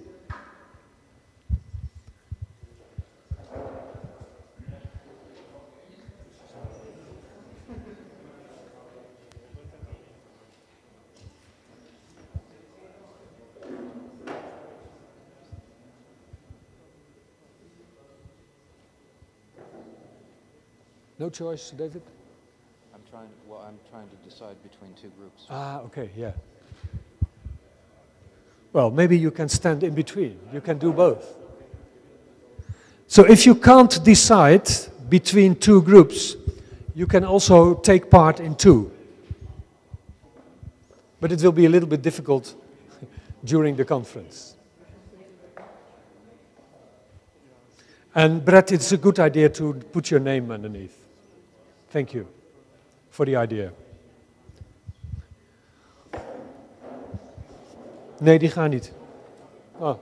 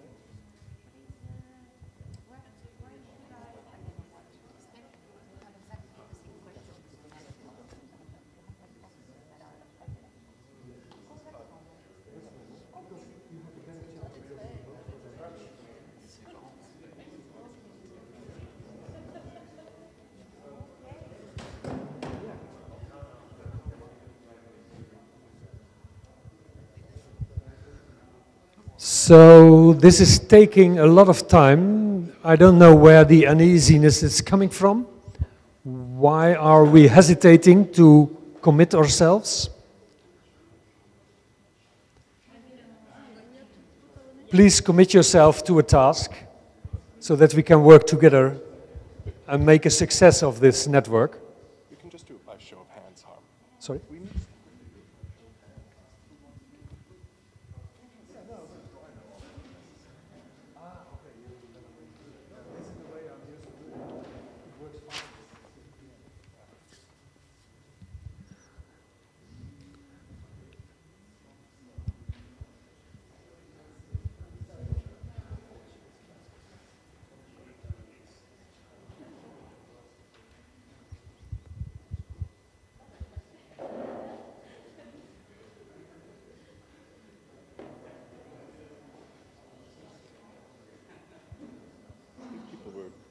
You asked us to stand beside the boards. None of us would fit.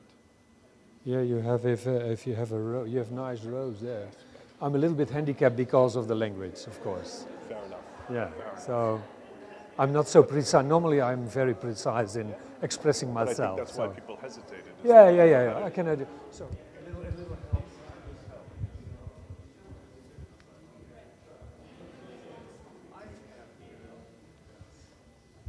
Okay.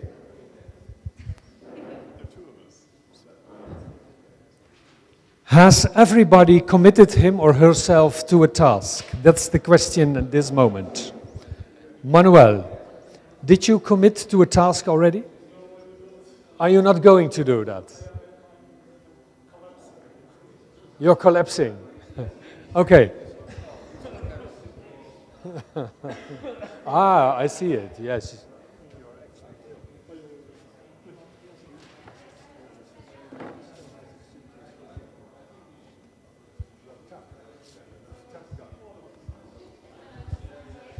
Okay.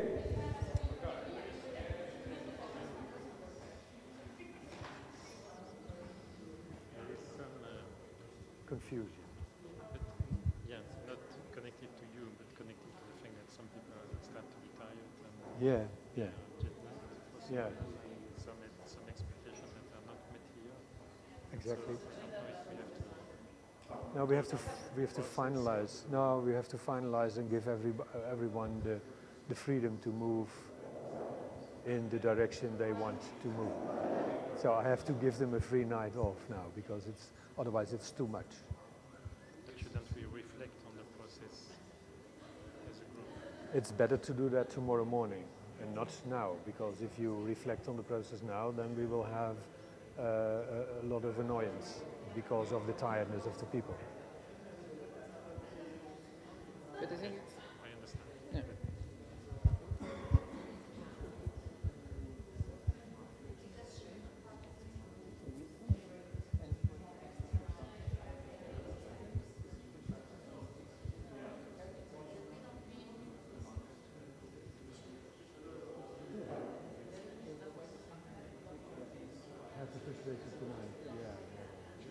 Yeah, I agree there.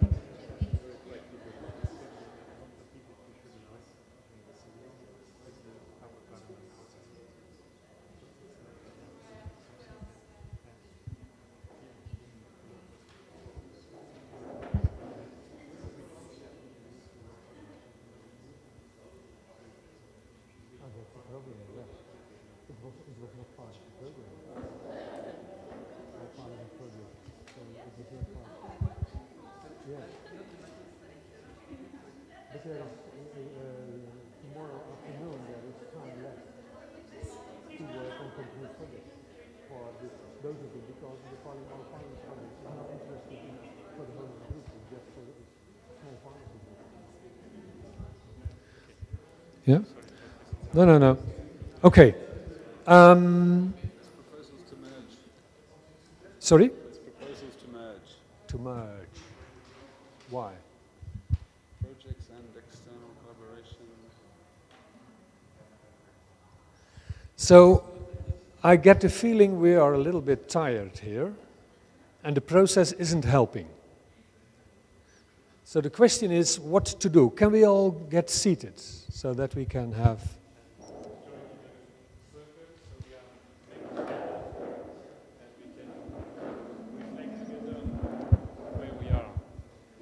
If we can sit here together, so we can interact with Harm for this part of the session and to share what is happening and what we do next.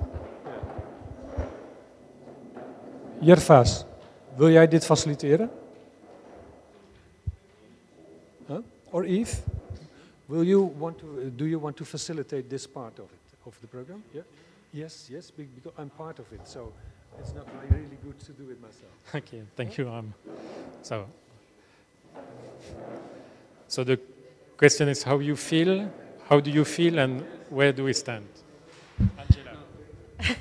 Okay, it's not a feeling, but a very practical suggestion. Looking at the boards,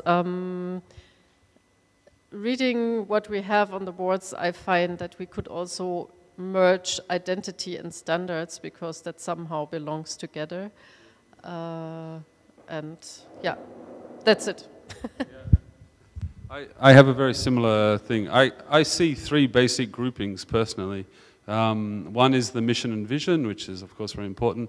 One is this internal network stuff about members, standards, communication, and the other is the projects and external impact. So I see 3 fairly clear potential working groups.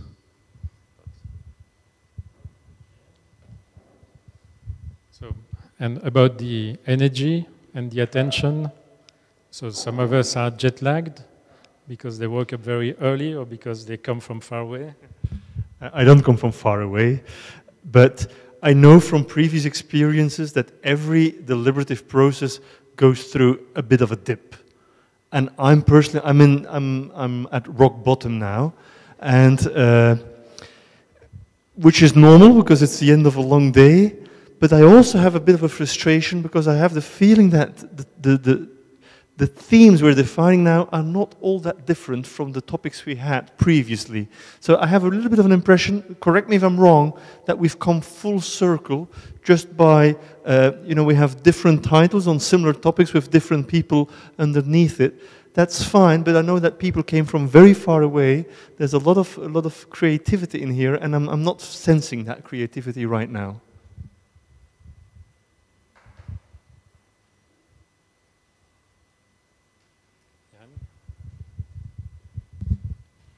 It builds on David's theme. So my feeling would be frustration. I try to remember the genesis of this meeting. There was a video call, and I actually think it was a Zoom call, and there were about 16 people in that Brady Bunch interface. And we'd just come through the exercise of writing the Global Challenges submission. And there's Antoine. We maybe lived the darkest hours of that, and we said, we've got something great done together. How do we do it better next time? And I feel further away from doing it better next time.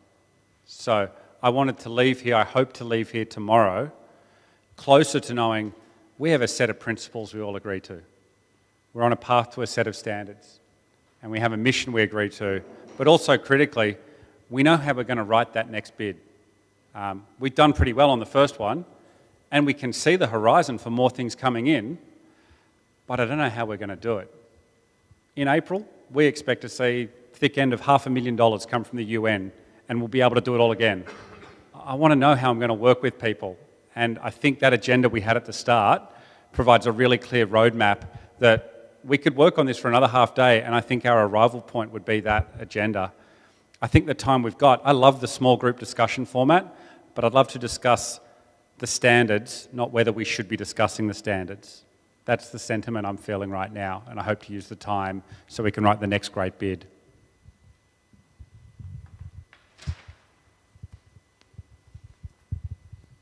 I actually feel we're almost right there. I think we're at the point where we go, right, let's write the standards. Oh well, not let's work out exactly what those subheadings are. And we're at that point where we're about to get productive. It's the end of the day, so maybe that's a completely false interpretation. I think we're there.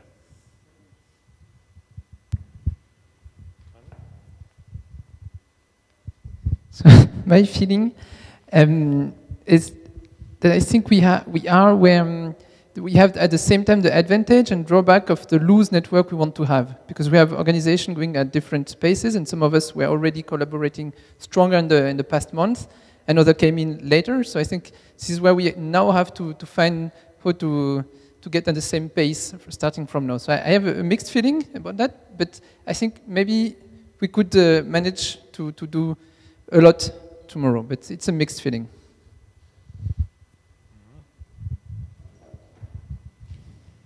So we want to share about the process, the energy? Just because we are talking about feelings, of course we all know these 4 phases, of groups. Yeah. So establishing it, and then it's a storming phase, and the storming phase is here rather like a getting tired phase, which is okay as well. And I mean, I do understand the criticism, and I kind of share it as well. On the other hand, I think we've got to keep in mind that some of us, they've been working together for quite some time already, and others are new to the group. So the question is rather for me, if new members come in, if new people join the group, do we always start from scratch again? So and we shouldn't do that, definitely. Yeah. So therefore, In a way, it looks like we haven't achieved a lot because some of us, they enter the meeting knowing that we need to talk about projects, how we work together, we need to talk about the vision. But when I look at the table, at least I can see that most of us, a lot of us, they want to work on the vision thing, a lot of us want to work on the collaboration thing, and this is crucial to the success of the network. So, I mean, even if it's late already, we shouldn't be too pessimistic about it. I think it's a quite normal process. Yeah. On the other hand, I would love that we get some sort of agreement how we proceed from now on. I think that's crucial. So, I mean, we've heard how we are gonna work together from now on. But of course, I think we need to get some common commitment about that. So is that the way we will be working about it tomorrow and also later on online? Do we all agree on that, and then we can proceed and from there, or are there other options? And if there are any other options, I think we need to put them on the table right now, so that we can the most out of tomorrow morning.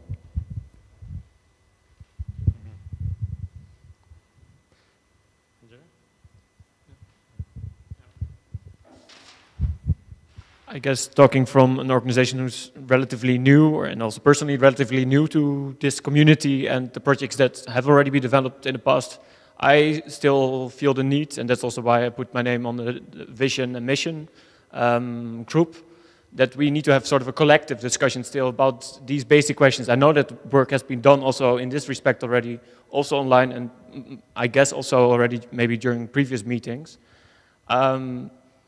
But I feel that this discussion still, that is for me where it starts, and from there, when we have sort of a common understanding what we are here for, that we break it down into a set of objectives. I think it follows up on what Dominique said previously already, a commitment. If you have a clear set of objectives, then every organization can identify when it comes to which objective can I contribute. I think we as an organization could contribute to an advocacy-related objective in Brussels, for example, and the institutionalization of it. But right now, these all seem to be fairly organizational-oriented. I hope I was clear.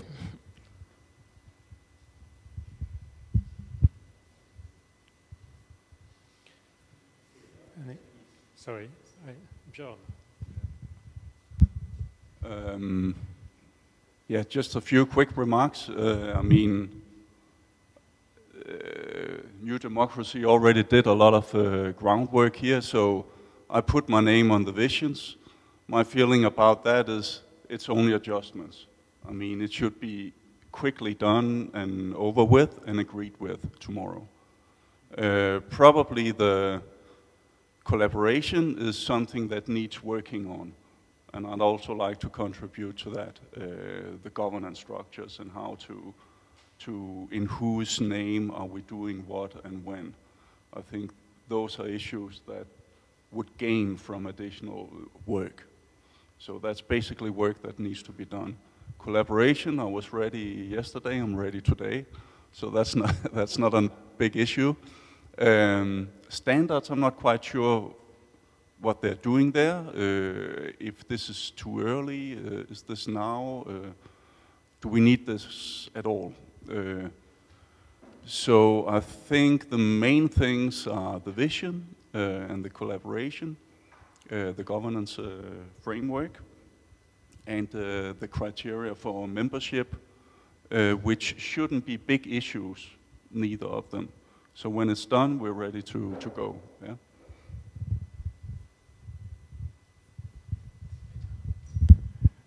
Well, first of all, just say that it's totally a delight to actually be in the same room and to put faces to names that I've read about but haven't had the chance to meet. And I know that perhaps some of the most important work we're going to do today will occur this evening over beer and wine.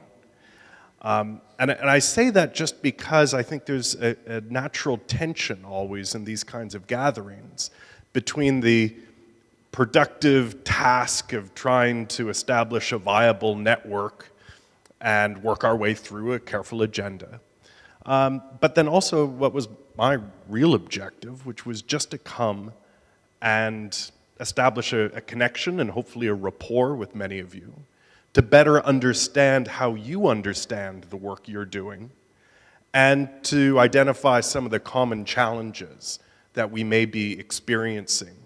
Because I think one of the most valuable things as a network we might be for each other is that kind of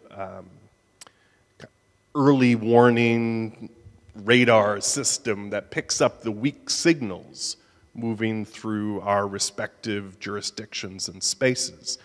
And I'd like to see if it wouldn't still be possible, certainly over beer, but maybe at some point tomorrow, to also carve out a little bit of time just to share some of that operational intelligence that we're very alert to in our respective jurisdictions, but rarely, at least it may be the case in Europe, and I say this very much as a North American, cut off from a lot of the good work happening here. But I'd like an opportunity to share some of those insights.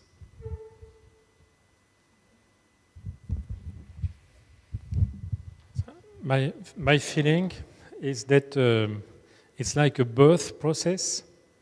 I mean, in the birth process, the mother needs to push, and it's not personal experience, but from my personal experience, I know that between the explanation on how to push and the reality on how to push, there is a difference.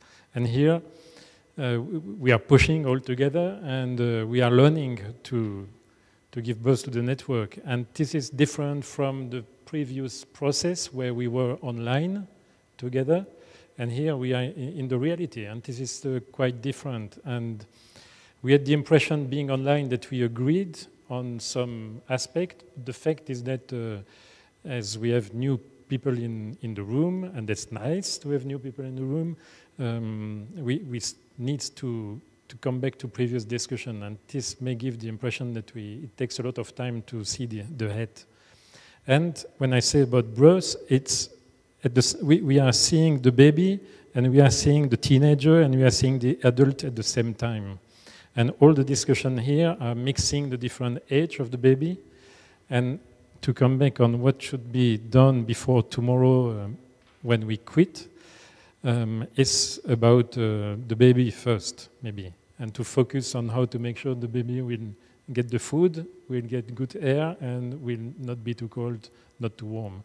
And so maybe we should focus on the aspect for which Ian will be happy tomorrow afternoon.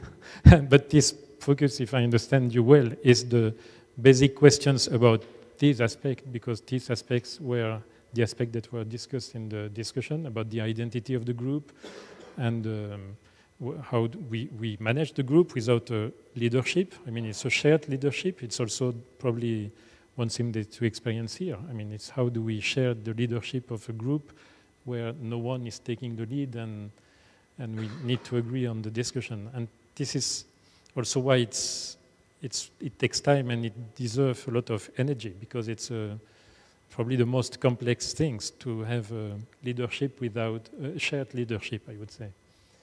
And so how do we, so I don't have a clear vision on what we can agree tomorrow, but that's my feeling about the difficulty here. And we see that we have ambition with the membership and so on, and that we probably need, before going to an extension of the group, we need to make sure that the conditions are met in the group to go further in the extension of the group, and this is not the case now. This is my answer, at least. I don't want to impose my answer. So this is why it's also a crisis of growth. It's a crisis of birth and a crisis of growth at the same time. And so the question is, how do we make sure that the way we will address these topics will be done tomorrow, maybe tonight around the beer, and tomorrow, so that we make sure that we are happy when we leave this room, and that we have the impression to have set up basis for working together. And this is, I don't have the answer to that. So maybe we could, if you agree, we could talk about that. And I have a surprise, so I must say that I'm not the good person to say that, because we have a big event in France in 10 days, and I need to leave tomorrow at 6 in the morning, so I won't be here tomorrow. But my surprise is from the fact that the first program was, we said that we would finish at 2, and then there were discussions to say we would take more time, and then I heard that we will finish at 2. So what is the time available tomorrow? That's my question. I don't, and if we finish at 2, so do we have enough time to achieve what we want to achieve? So for me, that's a question. So I don't know. I hope that I have confused you a lot, and that no, we can, no. So where do you feel that we are? Can we start with the time tomorrow? Maybe it's a very practical issue. How many hours do we have tomorrow? So who has to leave absolutely at 2? Who? Yeah, Dominique?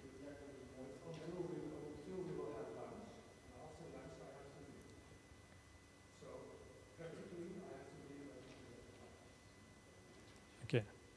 And who has time till 4? 5? So 4 would be, so that means that practically there is lunch and then maybe 1 hour to finish discussion. So that means that we need to agree on where we think we can be at 2.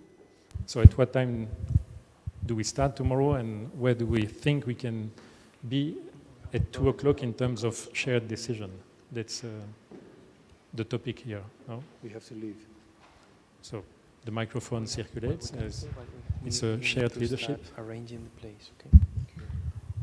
Thank you, Yves. Staying in your picture, I would suggest not just to work on these, let's say, more or less practical things, and I hope Björn is right that we can solve it in a short time, and probably we can also dedicate some more time outside this room to, let's say, work out these topics. But I think we need also to bring the energy back between the parents, because if the parents forget why they came together to make this baby,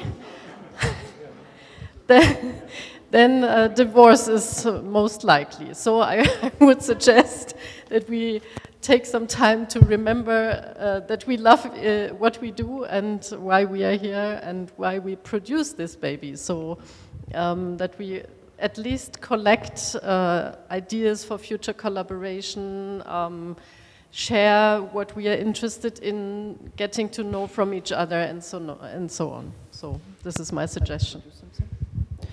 So maybe here, just on the program tomorrow, the idea was to meet at 8:30, have breakfast, and then start 9 o'clock. Okay. Okay, so 9 o'clock, and then have breakfast, and then start to work. So what we could do, and we would have one first session of content work on those topics. Then we would have a plenary discussion, and then we would have a second round of discussion in the groups. So this and this would be it for the day. And I think as a principle it could work well, because we could have a content discussion tomorrow. Then the question is, how much do we do each of those sessions? The first one was an hour, and then the second one was a bit longer. But maybe we could do the first one a bit longer. So I think if we agree that we start right away at 9 with the work groups, and then have one session plenary and then a second round, then we can achieve something content-wise, I think. So this is a proposal for tomorrow morning. The contents of this. So the groups are working on writing down, let's say, the principles or the vision. Something could be the second round. Actually, we have a reality check here. Jago and his team are very stressed because they have a meeting here at 7 o'clock. And the first people of this meeting are already arriving.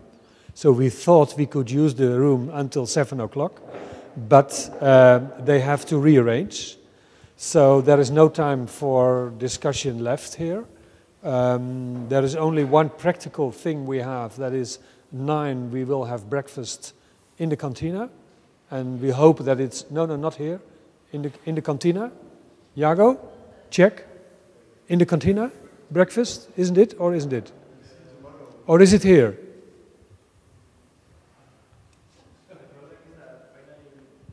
Okay, no, don't. You are standing at the door and you're telling us where to go.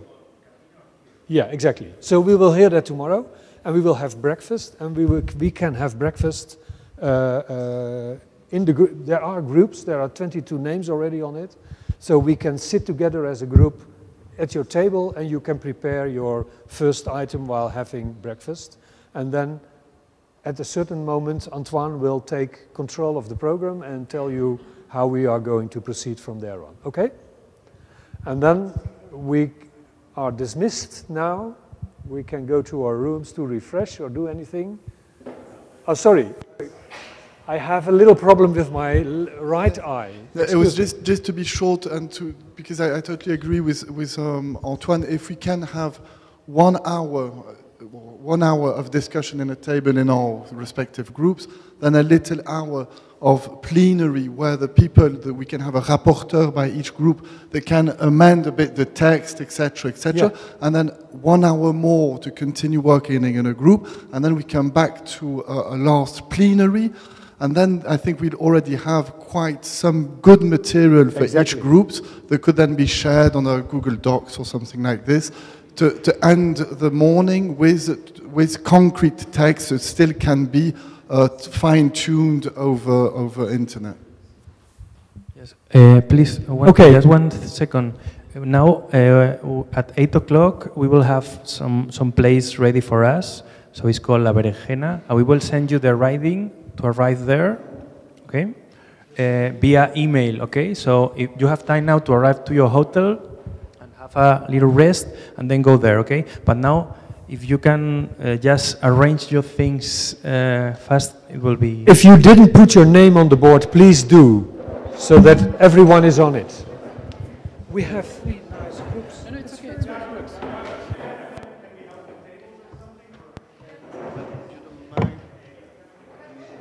I'll make a photo.